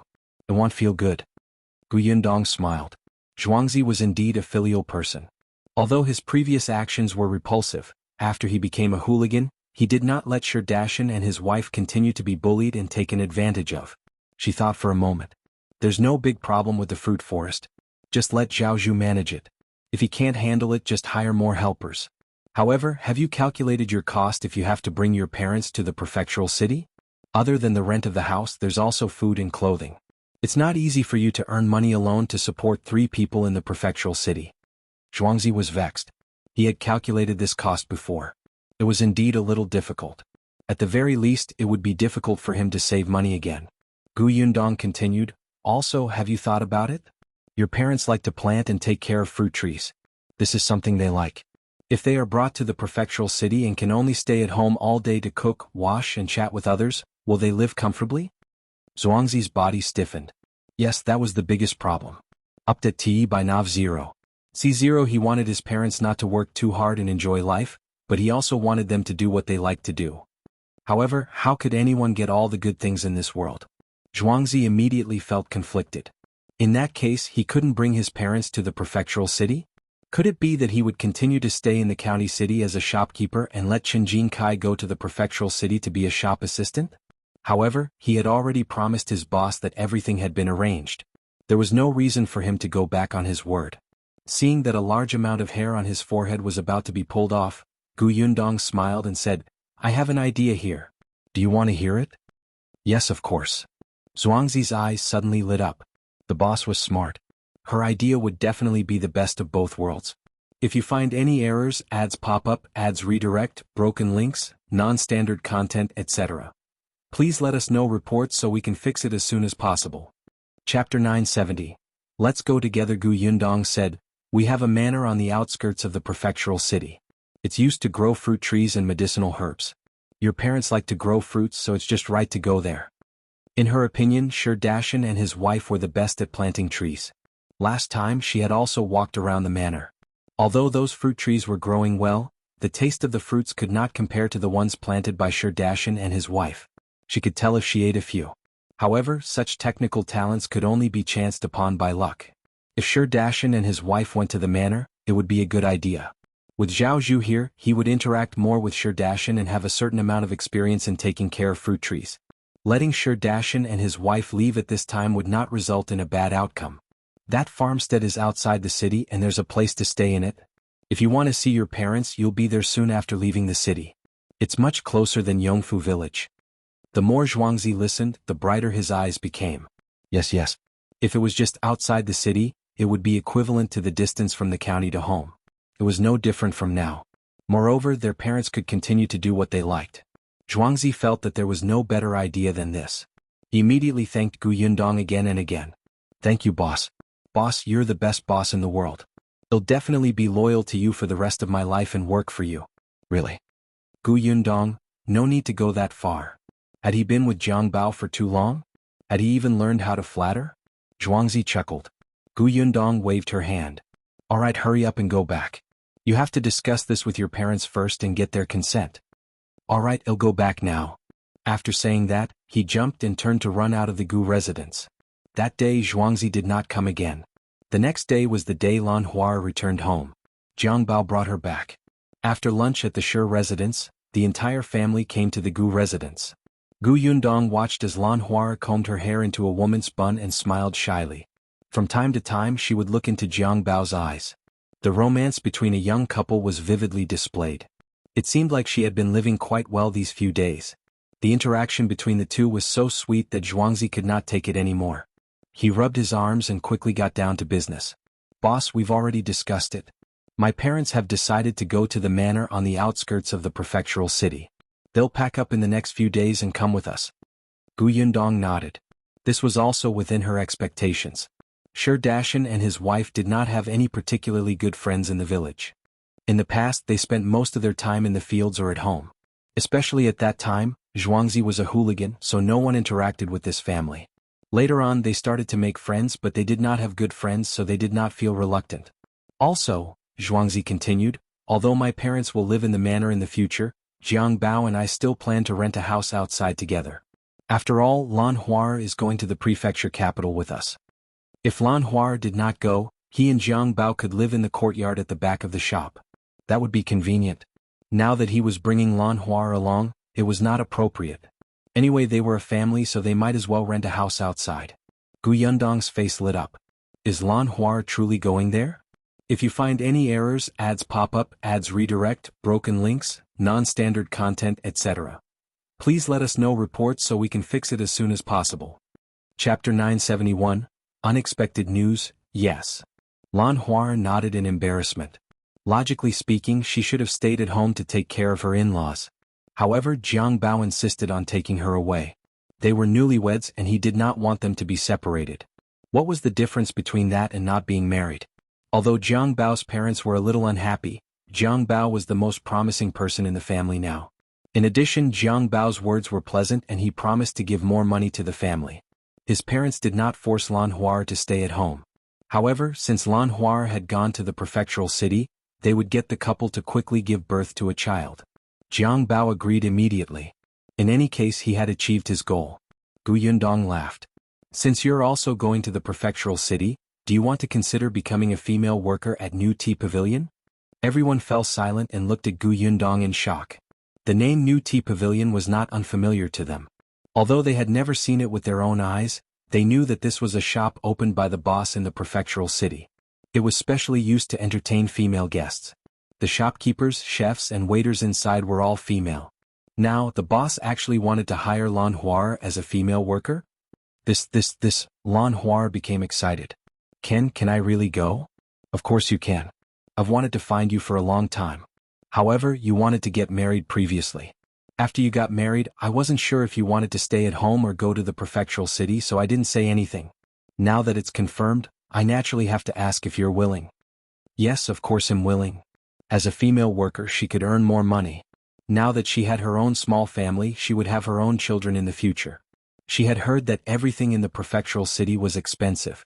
If she had to rely on Jiang Bao alone to support her and her children and provide for her parents, how much pressure would that be? Hence, she had already thought about it. When she arrived at the prefectural city, she would do more embroidery to cover for the family's expenses. Although it was not much, he could at least help Jiang Bao share some of the burden. He would not be too flustered if he had some money. Unexpectedly, before she could go to the prefectural city, her boss gave her a huge surprise. It was just, "Boss, can I do it well? I don't know anything. Will I mess it up for you?" If you don't know anything, then learn. Everyone learns everything from nothing. Yundong felt that with Lan Huar's smartness, she was definitely much better than that Xiao Yi from before. They'll bring you to meet Su Qing later. She already has experience. If you have any questions later, just ask her. Okay. The matter was settled just like that. The Sher family was very happy.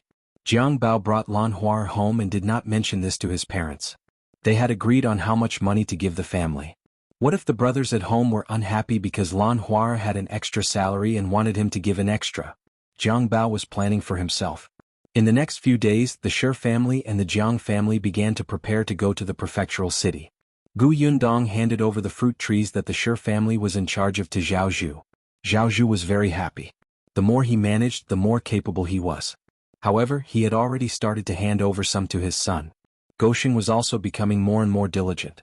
The relationship between the father and son had taken a huge step forward compared to before, and many of the knots in his heart were slowly untied. 5 days later, the Sher family and Jiang Bao with his wife placed their luggage in the carriage and prepared to head to the prefectural city. Yundong had to go with her. After all, she had not been to the prefectural city since the new year. She had to look at the account book and send red packets after the new year. She had to explain things clearly. Unexpectedly, just as they were about to set off, they heard an unexpected piece of news. If you find any errors, ads pop up, ads redirect, broken links, non-standard content, etc., Please let us know reports so we can fix it as soon as possible. Chapter 972, the Li family's second branch. The niece of the Shi family, He Xiu, was engaged. Moreover, the person she was engaged to was from Yongfu village. The Shi family was a little stunned. What was the He family thinking? The two families had just fallen out, and the He family wanted to marry their daughter here? What kind of family was so attractive to He Xiu? Gu Yundong asked around and got an answer. Her expression immediately became strange. It was actually the Li family. The son of the second branch of the Li family. Gu Yundong did not have a good impression of the Li family, but she hated the first branch of the Li family the most. Although the second and third branches turned a blind eye to Xiao Qingyuan's experiences when he was young and were dissatisfied with old Master Li doting on Xiao Qingyuan, they did not persecute him too much. Therefore Gu Yundong only treated them as strangers. Ever since she and Xiao Qingyuan caused a scene in the Li family last time, the Li family's first branch did not dare to make a sound. They were like invisible people in the village and did not dare to approach the Gu family at all. It was said that they still did not dare to walk on the main road that she had built. This was also good. Only when they were afraid would they behave themselves. As for the second and third branches, they did not have much of a grudge with the Gu family. Although they were a little afraid, they wanted to earn money. Last time they wanted to work in the Gu family's workshop, but they were rejected by Tong and in the first round. She really did not expect the son of the second branch to be with He Xiu of the He family. When He heard this, she sighed slightly. Forget it. She has nothing to do with us anymore. It doesn't matter who she marries. Anyway, we're going to the prefectural city. We won't have many chances to meet them in the future. The Shi family members nodded. Zhuangzi was glad that he had made the decision to bring his parents to the prefectural city. Otherwise, with his parents' personality, they might have been schemed against by He Xiu. After all, she was so bold that she even dared to touch Madame Yang. If that was the case, Zhuangzi would definitely prevent her from marrying into Yongfu village. The group quickly forgot about He Xiu and went to the prefectural city happily. When they arrived at the Xuanhe prefecture, it was already late. Gu Yundong asked everyone to go to the small courtyard to rest. They would go to the shop tomorrow to arrange work. There were not many people in the small courtyard and there was already a lot of dust. Fortunately, the Shi family, Jiang Bao, and the others were diligent people. After cleaning up for a while, they could stay. Dinner was easy to settle. When Shi Dashan came, he had brought a lot of vegetables that he had picked from the side of the house. Now they were filled in 2 big boxes. They could easily make some meals. Yi and Lan Huar went to the kitchen to work. Gu Yundong took this opportunity to knock on the door of the neighbor's house with a caddy of white sugar, 2 cans, and a few pastries. There was a family of 5 living here. The owner's surname was Wang, and the Wang family's son was also studying at Tianhai Academy. He had become familiar with Gu Dajiang, and the two of them often discussed knowledge together and went to the academy together. When the Gu family returned to Yongfu village, there was no one in the small courtyard, so they asked the Wang family to help take care of it. Now that Gu Yundong was back, she naturally had to thank him. When the Wang family saw that she had brought over a lot of things, they quickly declined. Gu Yundong said, I have to go back after staying here for a few days. I still have to ask you to take care of the house. If you don't accept the gifts, I won't be able to continue troubling you. The Wang family was speechless and accepted the items. But just as Gu Yundong was about to leave, Mother Wang suddenly pulled her back and looked mysterious. If you find any errors, ads pop up, ads redirect, broken links, non-standard content, etc., please let us know reports so we can fix it as soon as possible. Chapter 973. Someone is looking for you, Yundong. Let me tell you. When your family was not around, someone came a few times and kept wandering around your house. I don't know what he was doing. I asked a few questions and she asked me when your family would come back. Gu Yundong was stunned. Her first reaction was to wonder if youngest Uncle Gu had been found. But on second thought, if it was youngest Uncle Gu, he must have gone to Aunt Kess's place. He wouldn't have come to the small courtyard directly. She was a little disappointed. She calmed herself down and asked, who was it? What did she look like? It's just a young woman. She's been here several times. She's been especially diligent these past 2 days. Oh, right, when she came yesterday there was a young lady beside her. Gu Yundong searched her mind. A young woman with a young girl who knew the address of her small courtyard. That could only be Xiao Yuan and her mother. Gu Yundong described the appearance of the mother and daughter to Mother Wang, who nodded repeatedly. That's right, that's right. Them. Yundong, do you know them? Yes, I know them. They might be looking for our family for something. They'll go over and take a look tomorrow. Then Gu Yundong took her leave. Early the next morning, Gu Yundong brought the Shi family to Gus and met Zheng Gang. Gus was as busy as ever. Fortunately, there were 2 employees and there was a break. Zhuangzi's eyes lit up when he saw the shop. He secretly said to Jiang Bao, "Indeed, I made the right choice to come to the prefectural city. Look at how big this shop is and how good the business is. The prefectural city is so prosperous. In the future, becoming the shopkeeper of this prefectural city will be my goal." Jiang Bao also raised his head and looked around. Compared to the prefectural city, the difference was too great. He had just walked all the way from the small courtyard. The crowd on this street was not something the county city could compare to. As for Gus, not only were there many people coming and going, but the customers were also very generous. Other than white sugar, there was no restriction on buying preserved fruit jam, so there were especially many people buying it. No wonder the Gu family's workshop wanted to hire so many people to rush the production. At this moment, be it Jiang Bao, Zhuangzi or even Lan Hua, they were filled with fighting spirit. Now there were 2 shop assistants in the shop. One was Ashu, and the other was Su Changshan. Ashu was originally a temporary worker. Now that Zhuangzi was here, he was finally free. Speaking of which, he preferred to run around and did not like to stay in a shop and be busy. Gu Yundong called Su Changshan over and introduced him to Zhuangzi. "From now on, you will both be the shop assistants in this shop. Get to know each other first. You have to get along well and help each other." Su Changshan was honest, but he still nodded excitedly. On the other hand, Zhuangzi was very adaptable. After all, he had been a shopkeeper before. He instantly chatted with Su Changshan. Gu Yundong then distributed this year's open business red packets and told Jing Gang about the shop's business. Then they went to Xiao Qingyuan's pharmacy. Jiang Bao already knew Dr. Xiong. He was also familiar with Aju in the shop. In addition, he was smart and quickly integrated into the pharmacy team. Gu Yundong would not ask Dr. Xiong about the pharmacy. After all, he was focused on studying medicine. However, with Aju around, it was enough for her to know the situation of the shop. Finally, Gu Yundong brought He Yi and Lan Hua to New Tea Pavilion. New Tea Pavilion entertained the female guests, so Zhuangzi and the others stayed behind. If you find any errors, ads pop up, ads redirect, broken links, non-standard content, etc., please let us know reports so we can fix it as soon as possible. Chapter 974. Where's my Aunt Ku? With Madame Chiu at New Tea Pavilion, it had indeed improved greatly since her visit last time. At least the waiters wouldn't make a fuss anymore. Everything seemed to be in order. When Gu Yundong arrived, all of them stopped what they were doing and greeted her respectfully, "Boss Gu." This Boss Gu was not to be trifled with at all. They still had a deep impression of what she had done in the shop last time. Whether it was the handling of the quarrel between the 2 madams or the small gifts given to every guest, it was still a hot topic.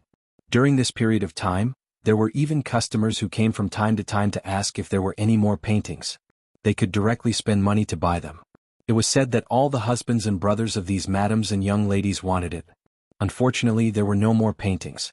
Gu Yundong brought Lan Hua to Madame Chiu and said, "Madame Chiu, didn't you say that this New Tea Pavilion is still short of people? This is Lan Hua. She's from the same village as me. She's smart and has a good image. Is there a problem with her helping in this New Tea Pavilion?" Lan Hua quickly followed Gu Yundong's instructions. With a smile on her face, she greeted obediently, "Hello, Madame Chiu." Madame Chiu nodded slightly and sized up Lan Hua, feeling slightly satisfied. She was still looking forward to the person Gu Yundong had found. At least, she was better than the people that Madame Dai and Yeshuang had found. The waiters they brought were all servants who had signed a death contract in the residence. Admittedly, such loyal waiters would not be easily bribed. However, perhaps because they were used to being servants, they would subconsciously lower themselves when they met guests. Madame Chiu had to adjust them for a long time to change this bad habit. On the other hand, Su Qing did not have the cautious attitude of a servant. Although she also bent slightly in front of the guests, her back was straight. She even dared to raise her head in front of the guests. She was magnanimous and spoke smoothly. More importantly, she was also smart. As long as Madame Chiu gave her some pointers, she would be able to learn very quickly. She was the person Madame Chiu was most satisfied with. Now that Gu Yundong had sent over Lan Hua, Madame Chiu was already 50% satisfied when she saw the girl's refreshing appearance and clear eyes. Alright, leave her behind. However, I have to say this first. If she can't satisfy me in half a month, I'll return her. Of course. We agreed that this New Tea Pavilion is now managed by you. Gu Yundong was confident in this. If Lan Hua was stupid, she would not have sent her over. Otherwise, wouldn't she be slapping herself in the face? Gu Yundong called Su Qing over and said to Lan Hua, this is Su Qing. Su Changshan, whom we met earlier, is her brother. She has been working in New Tea Pavilion for a long time. If you have anything you don't understand, just ask her. There are few customers now. Let Su Qing show you around the shop first. Okay. Lan Hua was a little excited. When she entered just now, she felt that this shop was very different. She was filled with curiosity and excitement. Gu Yundong let the two of them go alone, and He Yi followed. Then she asked Madame Chiu about the situation at New Tea Pavilion. Madame Chiu, on the other hand, was very happy. It's very good. This milk tea shop, which is unique in the prefectural city, is very popular. If it weren't for the fact that the weather is cold and people are lazy and unwilling to go out, I'm afraid it would have been filled with people even if it was morning. Where's Aunt Ku? If you find any errors, ads pop up, ads redirect, broken links, non-standard content, etc., please let us know reports so we can fix it as soon as possible. Chapter 975. Looking for eldest Aunt Ku was also helping out in the shop, but Gu Yundong hadn't seen her since her arrival. Madame Chiu waved her hand and lowered her voice. Sister Ku has gone to the capital. Gu Yundong was shocked. To the capital? What? Did she go alone? When did she go? What happened? There were a lot of questions at once, and Madame Chiu could hear her anxiety and knew that she was very concerned about Aunt Ku. Therefore she quickly said, she went there a few days ago. She and Ye Shuang went to the capital. It seemed to be about young Master Nye. Young Master Nye? Nye Tsong? Ever since she came to the prefectural city, she had not seen Nye Tsong again. Aunt Ku only said that he had been sent elsewhere by his father to train. So he had gone to the capital? Seeing that she was still frowning, Madame Chiu comforted her. Don't worry. I heard from Madame Dai that it shouldn't be a big deal, so you don't have to worry too much. Gu Yundong heaved a sigh of relief. Since Madame Dai said so, the problem must not be serious. She then asked about Madame Dai's situation and found out that she was not in the prefectural city either. It seemed that Dai Wenhua had escorted her to celebrate some old madame's birthday. Gu Yundong dispelled her plan to visit the Dai residence. Then Madame Chiu told her about the major events that had happened in the prefectural city in the past few months. Gu Yundong had an idea. After she finished reading the account book, she planned to leave New Tea Pavilion. Gu Yundong still had to look for Xiao Yuan and her mother and ask them if there was anything urgent. She planned to go alone. It was not far from here. Therefore she asked He Yi and her daughter to stay here. If they could help, they would help. Or they could see how others treated the guests. It was good to get used to it in advance. Then Gu Yundong took Tong Shuitao and drove the carriage to Xingtao Street. She went to Xiao Yuan's house and knocked on the door. Fortunately, Madame Fan and Xiao Yuan were both at home. It seemed that they did not go to the flower market to sell flowers today. When Gu Yundong stepped through the door and realized that there were not many flowers in the courtyard, she understood. The weather was cold and there were not many people in the flower market. There were also fewer flowers. When she saw Gu Yundong, Madame Fan quickly welcomed her. Miss Gu, you're all back? No, I'm the only one back. I still have to leave in a few days. I heard from the aunt next door that you and Xiao Yuan went to the small courtyard to look for our family. Is there anything wrong? Madame Fan nodded. There's indeed something I want to talk to your eldest aunt about. Looking for eldest aunt?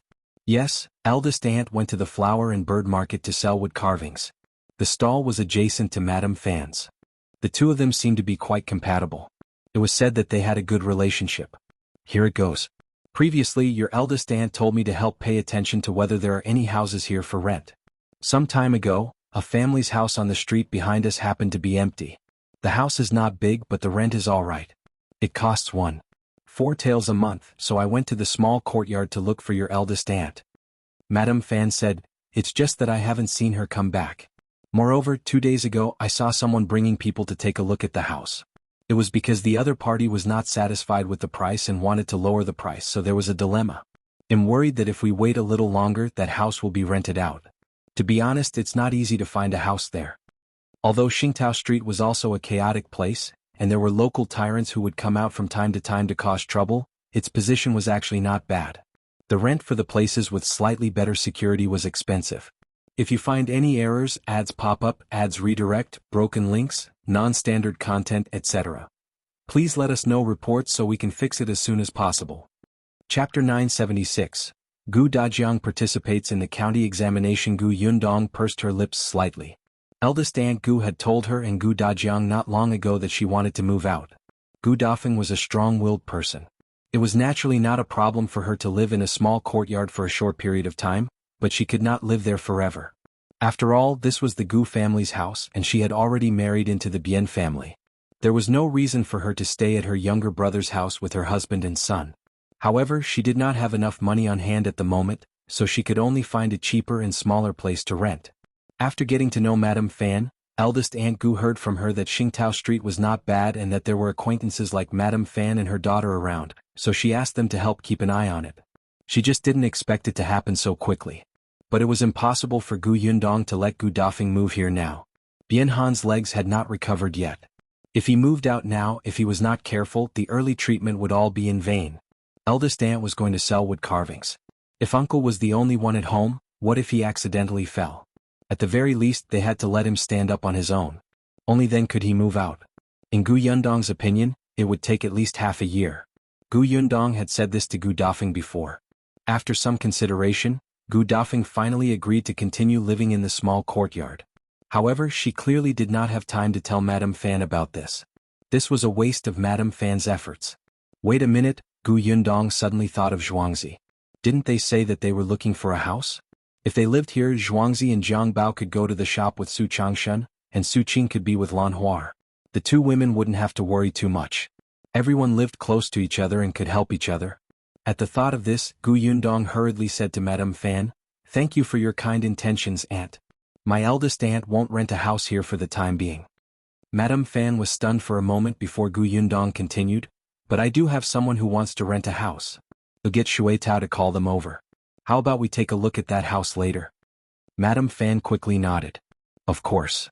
Gu Yundong asked Tong Shui Tao to bring Zhuangzi and the others back. When the Shi family arrived, Madame Fan brought them to the street at the back and found the owner. The owner looked at the large group of people and was shocked. He asked Madame Fan, "There are so many people living here?" "Of course not," Gu Yundong replied. "The three of them are the tenants. We're just here to take a look." The owner heaved a sigh of relief. His house was small. If he squeezed so many people in, it would make him feel like his house was about to be destroyed. These people were up to no good. The group of people entered the house and walked around. The house was indeed small and there were only 2 rooms. It was just right for Zhuangzi and Jiang Bao to have one each. However, the house was quite clean. Gu Yundong felt that it was not bad. Zhuangzi and the others were also quite satisfied. They even seemed a little excited. In the end, Gu Yundong helped bargain and rented it for 1.3 taels a month. After settling the matter of the house, Zhuangzi, Jiang Bao, and Lan Huar also did their own jobs and quickly got to work.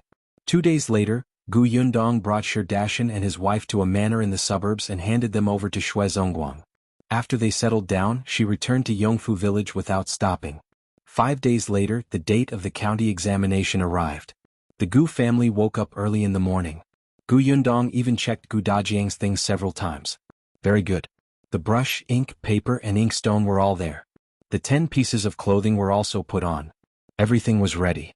The rest would depend on her father's luck. She hoped that nothing would happen to his position. However, things did not go as planned. If you find any errors, ads pop up, ads redirect, broken links, non-standard content, etc., please let us know reports so we can fix it as soon as possible. Chapter 977. Daughters love. Outside the county examination hall, there were many people squeezing in. It was still early and the sky was not completely bright. The temperature was low and very cold. Gu Dajiang couldn't help but heave a sigh of relief when he got out of the carriage. There were too many people, so the carriage could only stop a little further away and then they had to get down to walk. Gu Dajiang held a test basket in his hand. It was filled with many things that Gu Yundong had prepared for him.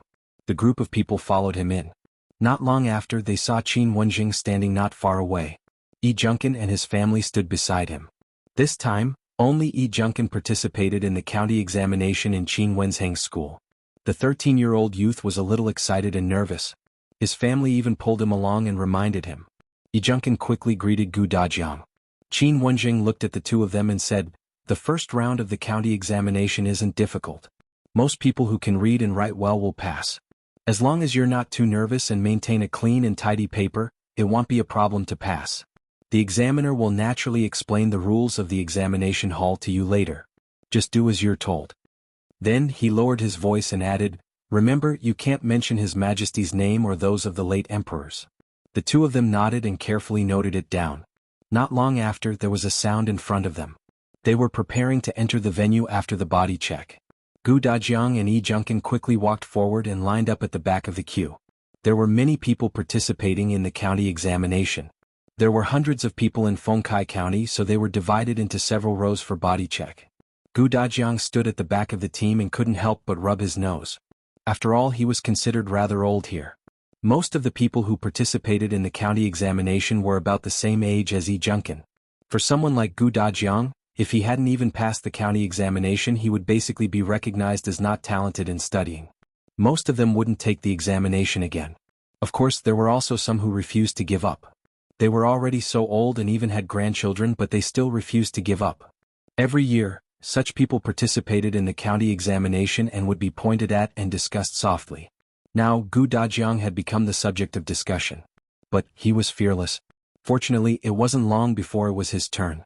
Gu Dajiang handed the examination basket to the guard and let others remove his coat with a calm expression. 1, 2, 3, 4, 5. The guard was speechless. Is this person crazy? He looked at Gu Dajiang with a strange expression. The corners of his mouth twitched as he asked, "How many clothes are you wearing?" 10. Gu Dajiang glanced at the shocked expressions of the people behind him from the corner of his eye. He coughed lightly and said, "There's nothing I can do. My children are filial. They insist that the weather is still cold and the exam is quite stressful.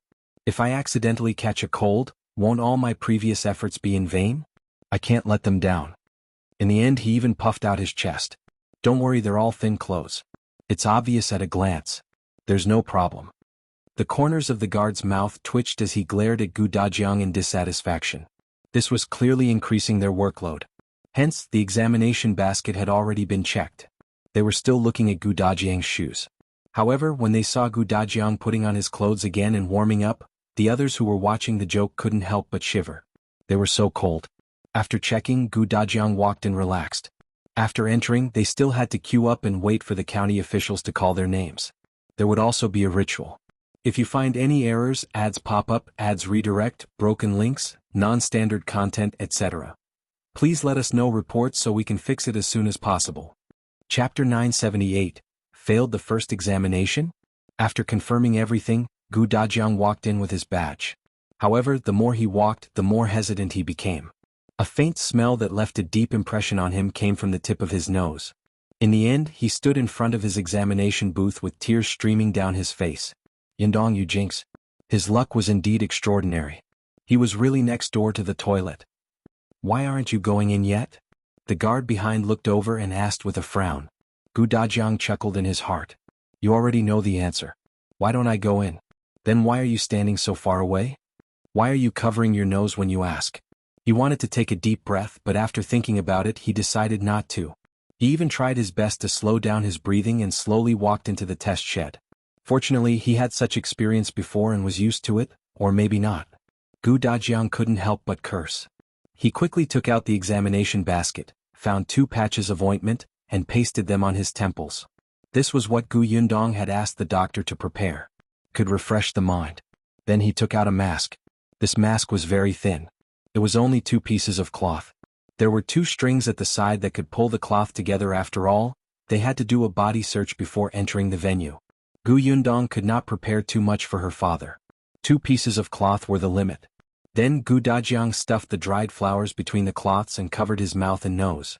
Indeed, he was much better. The guard not far away had a deep impression of Gu Dajiang's 10 pieces of clothes, so he didn't leave just now. When he saw his actions, the corners of his mouth twitched. What's going on? Did he predict that he would be sitting beside the toilet, so he prepared so well in advance? But that wasn't all. Gu Dajiang took out another small bottle and dripped 2 drops into every corner. In an instant, a fragrance spread in the surroundings. The surrounding examinees were speechless. Brother, thank you. Gu Dajiang was finally ready, but when he thought about how there were still a few more rounds to go, he sighed inwardly. He was hesitating. After the first round, would he not take the next round? There were a total of 5 rounds of the county examination. The first round was the main event. Whether the candidates participated in the subsequent rounds was up to them. However, most of them would continue. Gu Dajiang had planned to finish all 5 rounds from the beginning. He was extremely sad, but after receiving the test paper, he calmed down and began to answer the questions seriously. However, many students who were participating in the county examination for the first time were too nervous. Not long after, someone ran to the toilet with an upset stomach. Gu Dajiang was speechless. This would affect his performance. Fortunately, he was fully armed. Coupled with the fact that the first round was not difficult, he focused on writing quickly. The first test consisted of 2 essays and 1 poem. The subjects and styles of the essays and poem were fixed.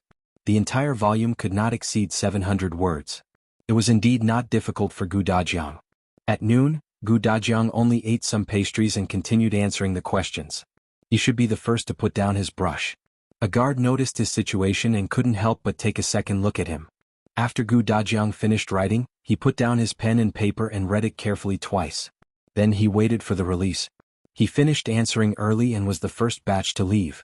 When he walked out, he realized that Junkin had also come out.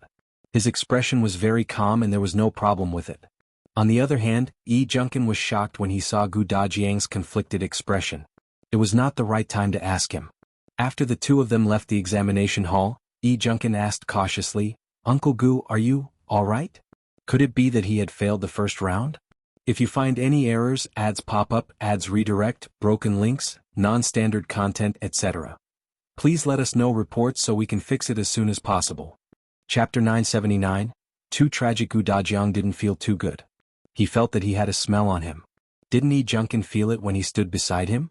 Junkin saw his strange expression and thought that he really did not do well. He quickly comforted him. The county examination is held once a year. Many people are very nervous the first time they take the examination. But after all, after the first time it won't happen again. "Uncle Gu, let's..." Before he could finish speaking, Gu Yundong and the others hurried over. "Father, how are you? Are you all right?" She did not ask about the results. After all, Gu Yundong was very confident in her father. But when she saw Gu Dajiang's expression, why did he look so listless? Before Gu Dajiang could say anything, 2 candidates walked past him. They covered their noses and pointed at him with smiles. "That's him. The test shed is by the latrine. It's him. That's too tragic. Look at him. He's so old. I reckon he has taken the examination many times but never passed. This time he was unlucky enough to be assigned to the toilet. There's definitely no hope this year. Isn't that so? Not long after noon, I looked up and realized that he had put down his brush. He must have given up on himself. It's too tragic.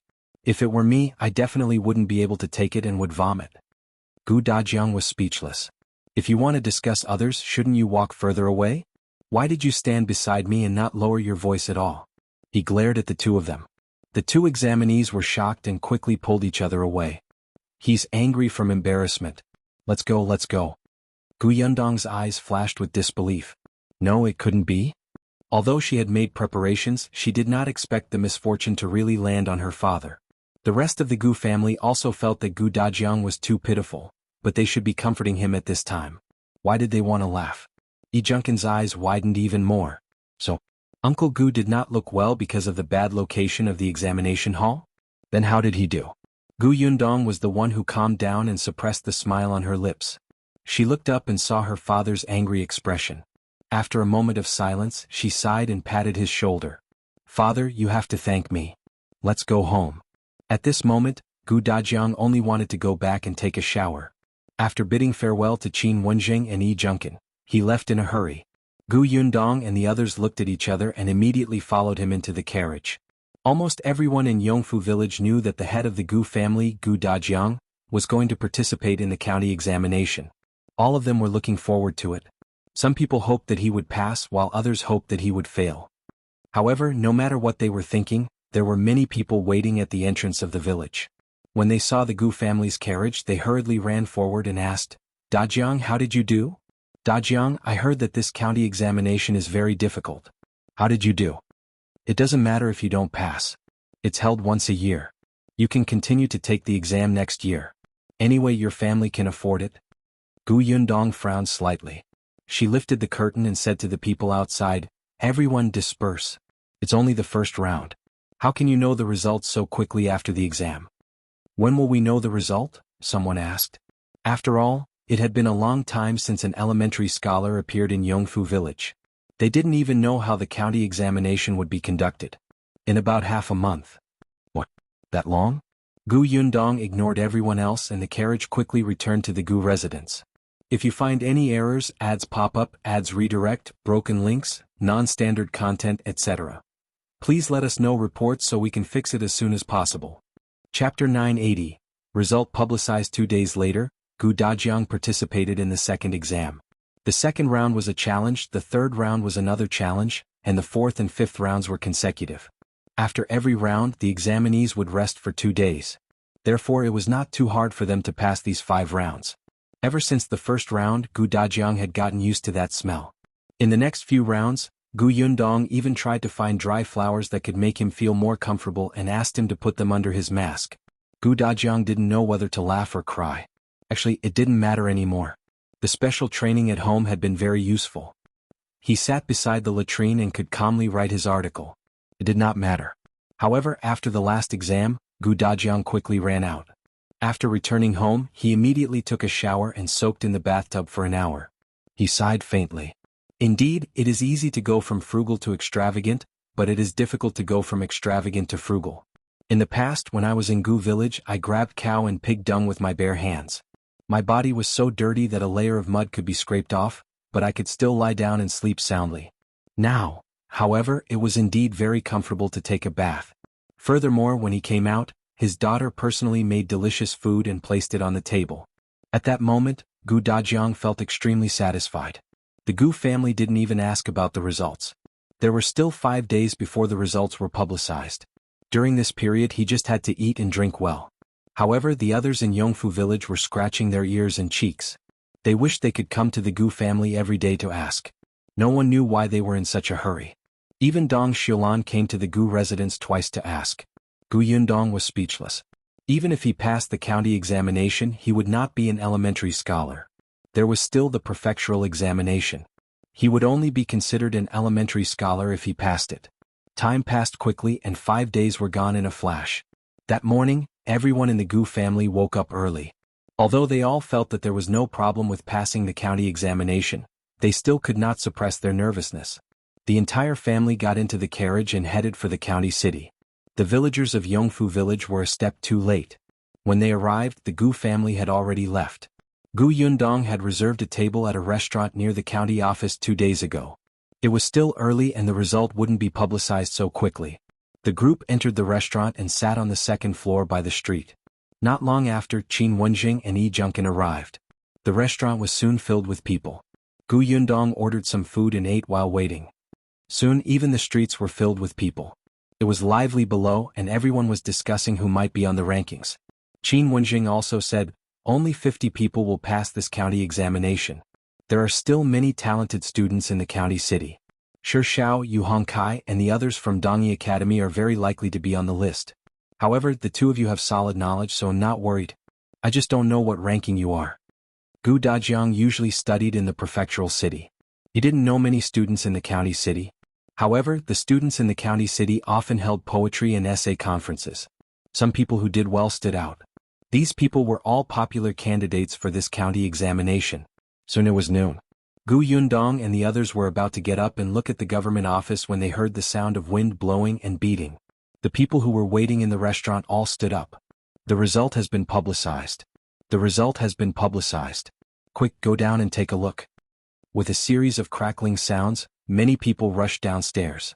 However, the streets below were filled with people. Even if they went down, they would not be able to squeeze through. If you find any errors, ads pop up, ads redirect, broken links, non-standard content, etc. Please let us know reports so we can fix it as soon as possible. Chapter 981. Who's the county champion? The Gu family members calmly continued to sit in the restaurant on the second floor. If they went down now, they would not be able to squeeze in at all. It was better to wait for the crowd to disperse before going down. Yi Junkin's family wanted to go down, but seeing that the Gu family was in such a state and that Qin Wenjing was still around, they stabilized themselves and continued to eat and drink. Only their table was left on the huge second floor. The streets below were already crowded with people. 2 armed bailiffs opened the way in front, and the 2 bailiffs behind walked to the notice board with the rankings. Everyone looked at them eagerly. The few bailiffs were expressionless and only scolded the crowd that was squeezing around. "Move aside and step back. When there was an empty space in front of the notice board, the two bailiffs opened the list and pasted it on the wall. After the post was done and the bailiffs left, everyone went forward with a bang. Not long after, someone shouted loudly, I won, 30th place, ha ha ha, 30th place. Someone beside him immediately congratulated him. That person looked at the rankings happily for a while more before being pulled out by the person behind him. Get out after you're done checking. Don't block the people behind you. Gu Yundong and the others stood on the second floor. As they were far away, they could not see the names on the list clearly. They could only look at the various expressions of the people on the streets. Some people were ecstatic and screamed loudly. Some people cried loudly and beat their chests. Gu Yundong even saw an old man with white hair covering his face and crying bitterly. He shouted heart-wrenchingly, I didn't pass. Why didn't I pass? I can even recite the 4 books and 5 classics backwards. Why didn't I pass? God, you're unfair to me. Someone beside him looked at him sympathetically and comforted him. If you don't win this time, there will be a next time. You will definitely win next time. Yes. That person came back to his senses and nodded heavily. Yes, he'll take the exam again next year. He'll go back and read. He'll definitely be able to pass. Gu Yundong was speechless. This man looked about the same age as old Gu. He had not even passed the county examination after so many years. He still wanted to continue? As one got older, their memory and comprehension abilities would deteriorate. He might do even worse next year. Gu Yundong shook her head and looked away, no longer looking at him. There were still many people on the streets. Some people could not squeeze through and simply asked the people in front if their names were on it. Some people knew that they did not pass, so they asked others. Who's the champion? Who's first? Is it Shi Shao or Yu Hongkai? I guess it must be Shi Shao. I think it's Yu Hongkai. Maybe it's someone else? Some people could not see the rankings and could only discuss outside. However, in the next moment, a shout came from inside. It's not Shi Shao or Yu Hongkai. It's Gu Dajiang. The county champion is Gu Dajiang. It's Gu Dajiang. The students behind were suddenly shocked. Gu Dajiang? Who is Gu Dajiang? Why haven't I heard of him? I've never heard of him either. Where did he come from? In short, he's not a student of our Dongi Academy. Gu Dajiang, where's Gu Dajiang? Come out, Gu Dajiang. After the people on the street recovered from their shock, they began to look for people. This was really a dark horse. They actually didn't know this county champion. They had never heard of this name. At this moment, the Gu family on the second floor of the restaurant looked at the equally shocked Gu Dajiang in astonishment. If you find any errors, ads pop up, ads redirect, broken links, non-standard content, etc., please let us know reports so we can fix it as soon as possible. Chapter 982, Father, you're first county champion? It's him? How was this possible? Gu Dajiang was stunned. Yes, he was talented in reading. He had been smart since he was young. He had been greatly praised by his mentor. He had been affirmed by the head of the Tianhai Academy. He had been assured by the young genius top scholar, Qin Wenjing, that there was definitely no problem. However, he was sitting next to the toilet during the exam. He was the first to put down his brush and paper. He had not received the headmaster's guidance for many years. He had only entered the academy to study for half a year. Even so, he actually got first place, the county champion? The corners of Gu Dajiang's mouth couldn't help but crack. Then he suddenly stood up. This time he couldn't stay in the restaurant calmly anymore. He immediately ran downstairs. He wanted to take a look personally. He had to confirm it personally. When Yi Junkin saw him coming down the stairs, he could not hold it in any longer and ran down as well. Gu Dafeng was the third, followed by Yi Junkin's parents. Gu Yundong could not help but say to Qin Wenjing, "Help me take care of my mother and younger siblings." "Thank you." With that, she rushed down. Qin Wenjing, who had just left the stool and wanted to get off, was speechless. He silently sat back down, feeling a little angry that he was actually a step too late. If he had known earlier, he wouldn't have kept his image, right? He could only turn his head and say to Madame Yang Yunshu and the others, "Well, it's crowded below. It's easy for you to get lost. It's the same if we wait here." "Yes, master." Gu Yunshu and Bian Yuanji nodded at the same time. Although Madame Yang was still thinking about going down, Lu Hongxiu stopped her. Seeing that the three children had squeezed to the railing and were looking down, she quickly squeezed over. As expected, as soon as she lowered her head, she saw Gu Dajiang and the others rush out of the restaurant and walk towards the rankings one after another. Gu Yundong was fast and had already reached Gu Dajiang. But she couldn't squeeze in at all. There were too many people. She had just squeezed in when she was pushed out again. As soon as she entered, she was pushed out again and further away. Gu Yundong held her forehead and stood on the spot to look around. Suddenly she shouted, "Whose money fell to the ground?" As soon as she said this, many people subconsciously lowered their heads.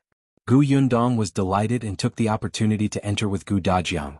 Fortunately they were all strong. Once they squeezed through an opening, it would be much easier to move forward. Finally, after the few of them were covered in sweat, they finally stood 3 meters away from the rankings. Gu Yundong had good eyesight. She looked up and saw that her father's name was indeed in the first row. She immediately shouted happily, "You're really number one. Father, you're really number one, the county champion." Gu Yundong pointed at the rankings. "Did you see it? Gu Dajiang, your name." Gu Dajiang naturally saw it. His fingers trembled slightly. Gu Dafeng, who was beside him, grabbed his arm and pinched it very hard. She shouted excitedly, "Brother, it's you. It's your name. I recognize it. You're really too awesome."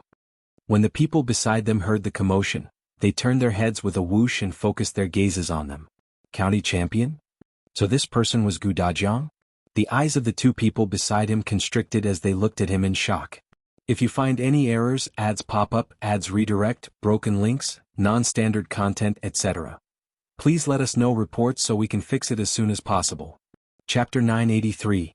He's fourth. One of them couldn't help but touch him. "Why, your name is Gu Dajiang?" "Yes, it's me." Gu Dajiang finally came back to his senses. His face was filled with joy as his eyes landed on the rankings. That person's eyes widened.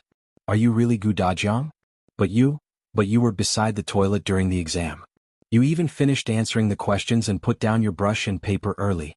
How can you be the county champion?" When the others heard this, they were even more shocked. His exam shed was by the latrine? Finishing the questions early? Are you serious? Gu Dajiang also recognized the two of them. Weren't they the people who had stood beside him when he left the examination hall and said firmly that he couldn't get in? Gu Dajiang couldn't help but puff out his chest. So what if the test shed is beside the toilet? As long as you answer the questions seriously and don't smell anything, you can naturally write like a god. Everyone was speechless. Gu Yundong thought of the 5 or 6 sachets he had brought with him during the second round of the exam. The corners of her mouth twitched. Forget it, since it was a joyous day she would not expose it. However, the people around him quickly congratulated Gu Dajiang. "Brother Gu, to be able to achieve such results despite such an environment and obtain the county championship, you're indeed admirable. Brother Gu, where are you studying now? I don't think we've seen you before." "That's right, Brother Gu. We often hold poetry gatherings, but I didn't see you participate. If you came, we would have known you long ago." Gu Dajiang had interacted with the students in Tianhai Academy for a long time and was already used to it. He replied politely, "I usually live in the prefectural city and don't come back often. That's why I don't know you." So he was in the prefectural city. No wonder they felt that he was unfamiliar. However, they were also puzzled. At Gu Dajiang's age, it couldn't be his first time participating in the county examination, right? If he had participated in it before, they would have known him. Someone still wanted to ask, but a panting voice came from behind. Uncle Gu, is my name on it?" It was Junkin. In the end, he was one step behind Gu Dajiang. When he went downstairs, he couldn't squeeze in. In addition, he was young and thin and his parents weren't farmers. Now that he had finally arrived, he was sweating profusely and in a sorry state. When Gu Yundong heard his voice, she quickly turned to look at the rankings.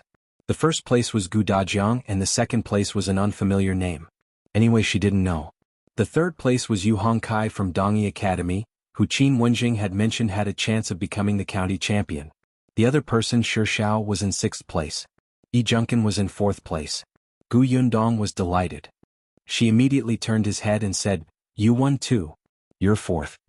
Junkin was stunned and immediately shouted happily, "I got it too.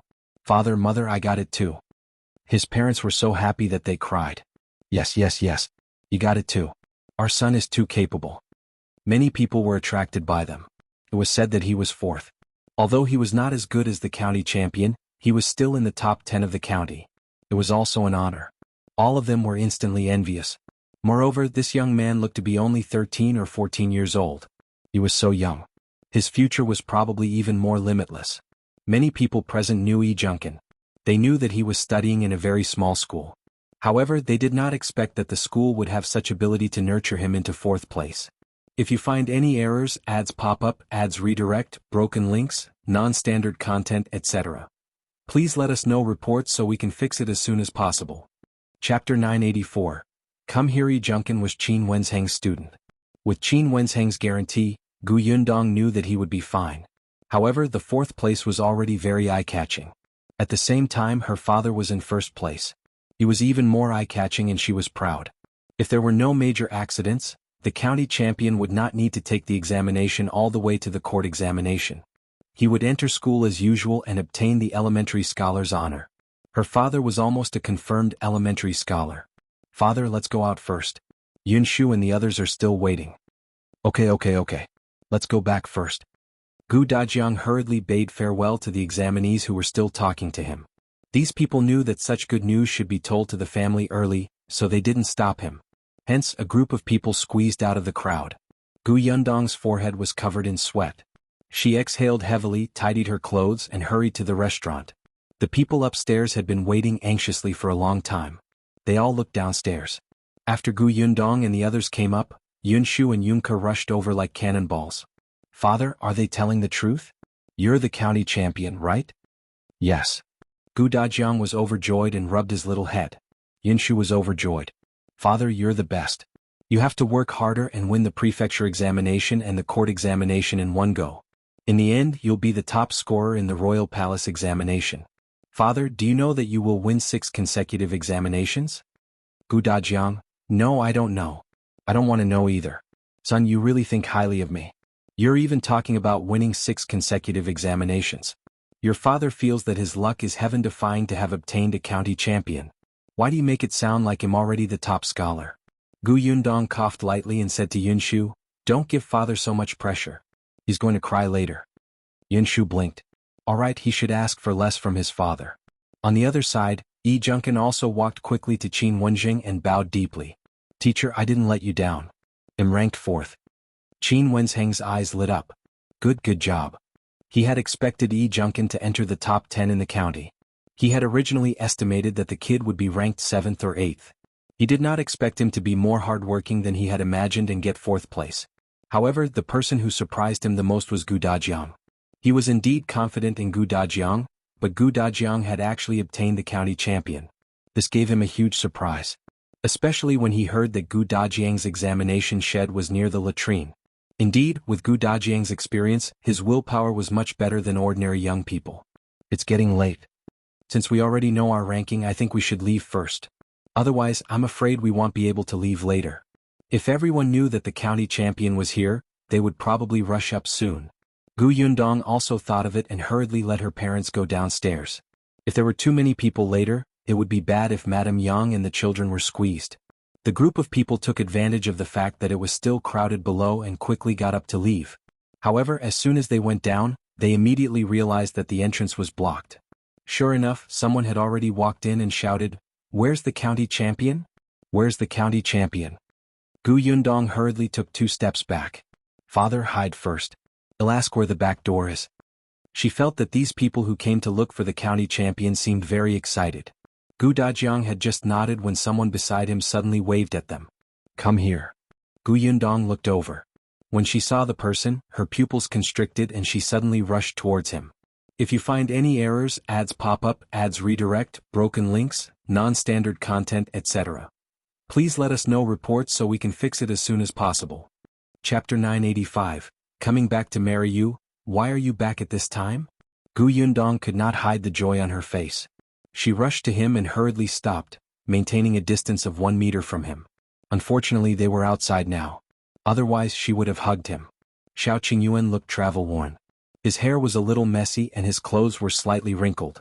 There was a hint of fatigue on his face, but when he looked at Gu Yundong, his eyes were very gentle. He lowered his head slightly and said, I came back to marry you.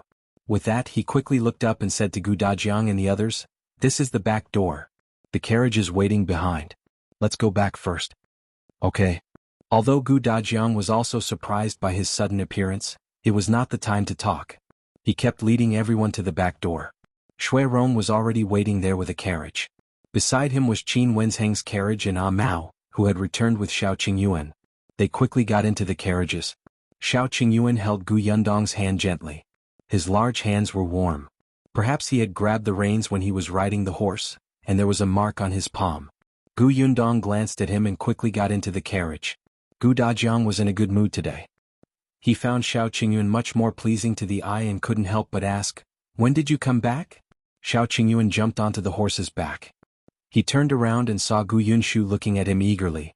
He immediately carried him over and placed him in front of him. As he pulled the reins, he replied, "I just entered the city.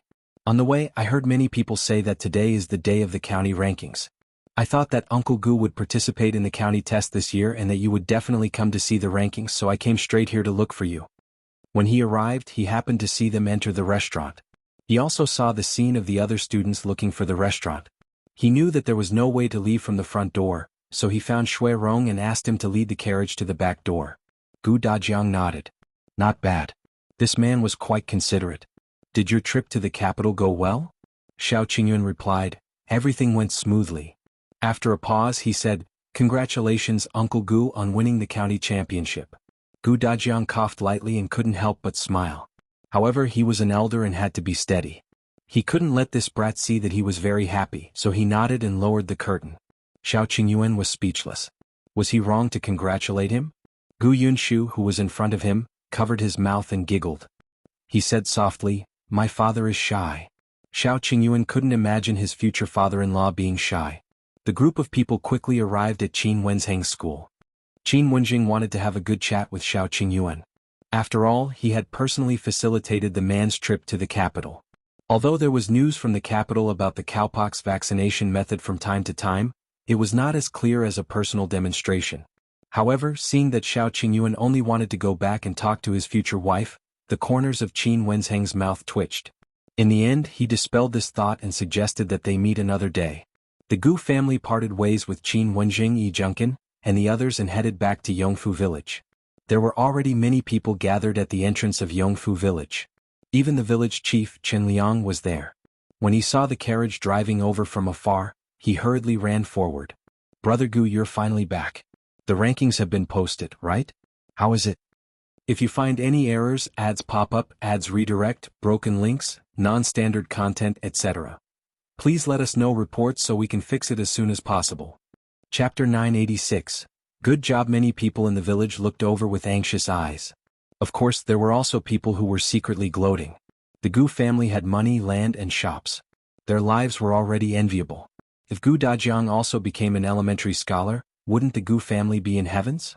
Wouldn't the entire Yongfu village be surnamed Gu? It was said that Gu Dajiang's examination shed was close to the toilet. It would be strange if he could pass. Therefore, when someone asked what rank he got, someone who seemed to be kind but was actually stabbing a knife immediately said, "Dajiang, it doesn't matter if you didn't perform well. There's still another year if you didn't pass this year. I heard that those in their 70s or 80s are still insisting. Don't give up. You're still young and your children are filial. When you enter the examination hall with Yunshu later, it might be a beautiful story." Most of the people could not tell. Some even nodded in agreement. That's right, that's right. Gu Yundong narrowed her eyes. Xiao Qingyuan looked directly at the person who had spoken just now. His sharp gaze was like a wild wolf's. That person only felt a chill on his neck. When he met the gaze, his expression instantly froze. He opened his mouth and muttered softly, "Why do I feel that this wolf cub is even more ferocious than before?" Gu Dajiang had already alighted from the carriage. He didn't know how to answer everyone's questions. It was Yunka who came out later. She said very proudly, "My father is the champion of the county." County champion? Chen Liang, who was standing at the front, was shocked. Did he hear wrongly just now? What did Yunka say?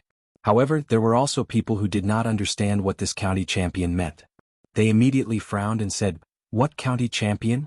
You didn't pass, right?" Chen Liang suddenly turned around and shouted. He slapped his thigh hard. He didn't pass? The county champion is the first place in the county examination. He's the first place in our county. Brother Gu, you're good. What? First place? Really? Dajiang, you're amazing. This is a joyous occasion. Io, isn't he about to become an elementary scholar? There's actually a county champion in our village. A big shot has appeared. Brother Gu, you have to treat us. Let's have a good time together, right? Gu Dajiang opened his mouth. He had only passed one county examination. There was no need to do this. Gu Yundong also understood that it was not appropriate to be too high profile now. She immediately said, "There's no hurry for a celebration. When my father becomes an elementary scholar, we will naturally have to celebrate. My father still has to participate in the prefectural examination in April and really doesn't have time. He will rush to the prefectural city tomorrow or the day after." Qin Liang hurriedly said, "Yes, yes, yes. The prefectural examination is more important. We can't let other things affect your studies now." Then he waved at the villagers. All right. Don't stand there. Go back and do your own things." The villagers still wanted to say something. This was the county champion. It was good to shake hands and bask in the joy. However, Qin Liang did not allow it. Everyone could only retreat regretfully and make way for the Gu family. Mao had already gotten off the horse and was stepping on the firm and flat ground. He couldn't help but stamp his feet and whisper to Xiao Qingyun, "Young master, this is the path that Miss has built. It's so comfortable to walk on." Xiao Qingyuan nodded, looking proud. The Gu family finally returned home. Gu Dajiang heaved a sigh of relief. However, although the Gu family did not intend to treat the villagers, they still had to celebrate within the family. If you find any errors, ads pop up, ads redirect, broken links, non-standard content, etc., please let us know reports so we can fix it as soon as possible. Chapter 987. What did he do? Today not only did Gu Dajiang get the county champion, but even Xiao Qingyuan returned. This was a double blessing. She had to cook personally. Thus, the moment they reached home, Gu Yundong rubbed her palms together and entered the kitchen. Xiao Qingyuan wanted to follow, but Gu Dajiang pulled him along and asked him many questions about what happened after he went to the capital. After the two of them chatted for a while, Xiao Qingyuan left and walked to the kitchen. Gu Dafeng was also inside. She had a good impression of this junior, Xiao Qingyuan. She could also tell that Xiao Qingyuan had good taste and ability, especially since he was loyal to her Yundong and did not have a troublesome family by his side. If Yundong married him, it would be equivalent to having another member in the Gu family. Such a son-in-law was too rare. Therefore, when she saw him enter the kitchen, she knew that he must have a lot to say after being separated from Yundong for so long. She immediately smiled and called for the others in the kitchen to walk out together. She even considerately closed the door after leaving. As soon as she left, Xiao Qingyuan went forward and pulled her into his arms from behind. Gu Yundong was kneading dough and her hands were still stained with flour. It was not appropriate to touch him. She could only turn her head slightly and look up at his eyebrows. "You've lost weight. Did you not listen to me and eat well?" Xiao Qingyuan met her watery eyes and felt as if he was about to be sucked in. He said in a slightly hoarse voice, "Yes, but the food in the capital wasn't delicious." The food in the capital was not delicious? Why did this sound so unbelievable? "I want to eat your egg fried rice," he added. Gu Yundong was slightly stunned. Then she remembered that when they first met, she had made him an egg fried rice and he looked very satisfied. Unexpectedly, he was still thinking about it often. "I'll make it for you in a minute." Xiao Qingyuan couldn't help but look at the kitchen door. He lowered his head and kissed her. Gu Yundong pursed her lips and grabbed his clothes with her flour-stained hands. Xiao Qingyuan was still unsatisfied when he let go of her, and the desire in his heart became more and more obvious. He looked down at her. "You said last time that we'd get married when I got back." "Yes, after my father passes the prefectural examination." "Okay." Xiao Qingyuan didn't ask further. He looked down at the basin in front of her. "Let me help you." After saying that, he went to wash his hands and came back to knead for her. Gu Yundong decided to do something else. There were only the two of them in the kitchen. Eldest Angu would probably take a long time to come in. Gu Yundong asked him about the capital. "Have you settled everything in the capital? Did you encounter any difficulties?" Xiao Qingyuan narrowed his eyes slightly and said calmly, "No, I only made a suggestion. I still have to rely on the imperial physicians from the imperial hospital to implement it. Things are progressing very smoothly, so I can come back at this time." "So the cowpox vaccination method passed?" "Yes, it did. I even met the current emperor." Gu Yundong was stunned and instantly became interested. "You met the emperor? What does he look like? What's his personality like?" The emperor was the highest leader of the country. Just thinking about it made her feel inexplicably excited. Xiao Qingyuan laughed. He thought for a moment and said, "His Majesty is a very decisive person." Decisive? Gu Yundong had long seen through this. However, what did he do to give Xiao Qingyuan such a direct impression? What did he do? If you find any errors, ads pop up, ads redirect, broken links, non-standard content, etc., Please let us know reports so we can fix it as soon as possible. Chapter 988. Is the emperor crazy? What did he do? Xiao Qingyuan still found it unbelievable. He lowered his voice slightly and said, after the cowpox vaccination method was confirmed that it could prevent smallpox, the emperor ordered it to be popularized. Unfortunately, no one was willing to try it. Even if the imperial physician said that there was no problem, even if it was an imperial edict from the emperor, even if the imperial physician said that they had tested it on death row prisoners and it was absolutely foolproof, no one was willing to try it. After all, it could be fatal. What if they failed? If they failed, they would lose their lives. Moreover, this method was suggested by a country bumpkin. Others heard that this person was not even a doctor. The method he mentioned was unorthodox. Could it be used? Would anyone dare to use it? Not to mention those high-ranking officials and nobles, even the commoners were unwilling. Xiao Qingyuan scoffed at this. He didn't propose such a preventive method for the sake of the world. If Yundong hadn't wanted him to make a contribution and urgently told Qin Wenjing about the method, Xiao Qingyuan wouldn't even have mentioned it. He would only silently test it himself and inoculate the people close to him. What did the rest have to do with him? Even if these people died from smallpox, he didn't care. Just as Xiao Qingyuan was about to bid farewell to Song Dajiang impatiently and return, the emperor in the palace suddenly made a bold decision that shocked him. The emperor let his 11-year-old son try the cowpox vaccination method. Gu Yundong's eyes widened in shock. He wanted the prince to do it himself? Yes. When this news spread, the entire capital was in an uproar. This prince was born by the empress and was the legitimate heir to the throne. How noble was his status. Moreover, the current emperor only had 3 children, one of whom was a princess. Was the emperor crazy? Everyone felt that the emperor was dissatisfied with the empress and that prince. It was only later that Xiao Qingyuan found out that the prince had requested this himself. He did not know about the twists and turns in the palace, but he could more or less guess that this might not only be to tell the world about the effect of the cowpox vaccination method, but also for some other purposes. When Gu Yundong heard this, she fell into deep thought. Perhaps the emperor agreed because he wanted the world to see this prince's courage and contribution to the world. He might be paving the way for him, building his reputation. But no matter what, Gu Yundong could not help but admire the courage of this father and son. But then, a trace of anger surged in her heart. What if this method didn't succeed? Then the first person to be convicted would be her Xiao Qingyuan. What if someone wanted to harm that prince and succeeded with the cowpox vaccination method? Wouldn't everyone still have to make Xiao Qingyuan take the blame? Sure enough, politics were too dirty. If they were not careful, they might become cannon fodder. What happened next? Xiao Qingyuan could tell that there was a hint of dissatisfaction in her tone. He turned to look at her and smiled. I naturally succeeded in the end. The emperor rewarded me, so I came back. Gu Yundong nodded. It's good that you're back. Let's stay away from these things in the future. Next time, let Qin Wenjing go alone. At most, you'll write down the method and let him figure it out himself.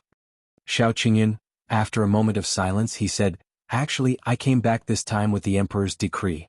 I have something to do. Gu Yundong's hand froze. Damn it, it's not over yet? If you find any errors, ads pop up, ads redirect, broken links, non-standard content, etc., please let us know reports so we can fix it as soon as possible. Chapter 989. He really knows how to make the best use of everything. Gu Yundong frowned slightly. What decree? The cowpox vaccination method has been confirmed. It can indeed prevent smallpox. Naturally, we have to promote it vigorously, Xiao Qingyuan said. It's not only in the capital. It's the same in other places. Our Shuanhe prefecture is naturally no exception.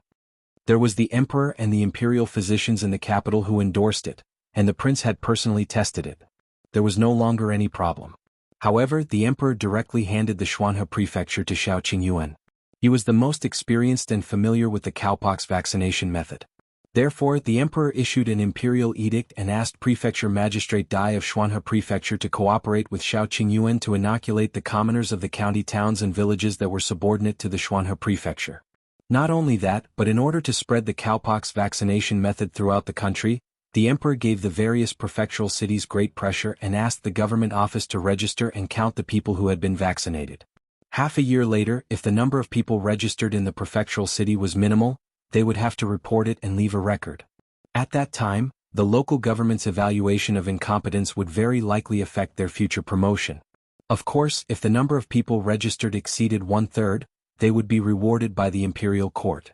Gu Yundong almost fainted when she heard that. The emperor was really good at finding trouble for them. His decision. Wasn't he worried that some prefecture magistrates will go to extremes and force those unwilling citizens to be vaccinated for the reward? Wasn't he worried that they will focus on this and not care about anything else? Xiao Qingyuan had already kneaded the flour and covered the basin with a cloth. That's why the emperor will send a team of imperial guards to the various government offices to assist. Although it was said to be assisting, it was actually to supervise. Not only the imperial guards, but there will also be an imperial physician who is familiar with the cowpox vaccination method coming to the various prefectural cities. The corners of Gu Yundong's mouth twitched. Then, she seemed to have thought of something and hurriedly asked, "Then which imperial physician is coming to the Xuanhe prefecture? Is Song Dajiang here?" "Me." "Gu Yundong, what do you mean? When did you become an imperial physician?" Xiao Qingyuan explained, "I'm not an imperial physician, but am more familiar with the cowpox vaccination method than an imperial physician is. The emperor said that there aren't many imperial physicians in the imperial hospital. The palace needs them and so does the capital. Therefore, no other imperial physicians will come from the Xuanhe prefecture. They'll cooperate with the prefecture magistrate. Moreover, they won't send the imperial guards because Qin Wenjing is here." Gu Yundong cursed in her heart. The current emperor really knew how to make the best use of everything. After using Qin Wenjing, he started to have designs on Xiao Qingyuan. Not a good thing. Xiao Qingyuan saw that she was furious and did not say the last sentence. In fact, when the emperor made this decision, he also said one sentence. "I heard that your fiancée is also an extremely smart girl. Even Minister Qin praised her endlessly and was tricked by her twice. You are also a rare talent. I believe that there will be no problem if I leave this matter to you." At that time, Xiao Qingyuan had the urge to beat Qin Wenjing up. He must have reported this matter to the emperor. Otherwise, how could the emperor remember his Yundong? However, Yundong was busy, so Xiao Qingyuan did not plan to let her worry. Therefore, he would discuss this matter with Qin Wenjing and carry out the emperor's decree. "This matter is a little urgent. Tomorrow or the day after, I have to go to the prefectural city. When are you going?" "They'll pack up tomorrow and go to the prefectural city the day after tomorrow." "All right, let's go together. If you find any errors, ads pop up, ads redirect, broken links, non-standard content, etc. Please let us know reports so we can fix it as soon as possible." Chapter 990, Gu Dajiang's obsession. After the two of them finished the discussion, footsteps sounded outside the kitchen. Soon Gu Dafeng pushed open the door. When she entered and saw the two of them working, she immediately smiled. "Qingyuan, Yundong's father is calling for you. Hurry up and go. We're here." Xiao Qingyuan washed his hands. "All right, thank you, eldest aunt. I'll go talk to Uncle Gu first." "Go, go." Gu Dafeng waved her hand. After they left, she looked meaningfully at Gu Yundong. The latter silently turned her back to her. "Eldest aunt, we didn't do anything. You have to trust us." "What are you shy about?" Gu Dafeng leaned behind her and said with a smile, "It's been so long since you last met. It's fine for you to talk. Eldest aunt has been there before and the two of you are engaged. It's fine. No one gossips at home." Gu Yundong coughed lightly. "Eldest aunt, be more reserved." She sped up her actions and went to the cupboard to get the eggs. At the same time, she avoided eldest aunt Gus' mysterious smile. That night, the Gu family was very excited. Gu Dajiang had won the county case. This was something he had never thought of before. To him, it was like fulfilling a dream. Many years ago, before he went to the county exam, he was directly forbidden by his parents and the patriarch from going out. All his efforts were for naught. No one knew that taking the imperial examination had actually become an obsession that he had buried in the bottom of his heart. Now that his wish had been fulfilled and his results were so gratifying, he was happy. Really, he was especially happy. Coupled with the fact that his life was getting better and better with his family by his side, his mood was very complicated. He could not help but drink a few more glasses of wine. In the end, he actually felt a little drunk. Gu Yundong was still worried when she helped him back to his room. She stretched out a hand and asked him, "Father, how many is this? Do you really think I'm drunk? It's just a few glasses of wine. Why are you worrying for nothing? How many is this?" Gu Yundong insisted. Gu Dajiang sighed. "3, I can see clearly. I'm not seeing things." "All right, you've been busy for the entire day. Hurry up and rest. Your mother will take care of me from here." Only then did Gu Yundong relax slightly. "Mother, if father is not feeling well, you have to go out and call us, understand?" "Yes, I know." Madame Yang nodded obediently. Gu Yundong then turned around and left the room. As soon as the door closed, Gu Dajiang collapsed on the bed. Madame Yang helped him take off his coat. Unexpectedly, just as she reached out, he wrapped his arms around her waist and pressed her down. Lunyang, I am happy today. Teacher and old tribe leader can finally be at ease. I did not let them down, I have the face to meet them in the future. This is great, this is great. Madame Yang blinked and slowly wiped the tears from the corners of his eyes. Then she kissed his eyes. Dajiang is the best in the world.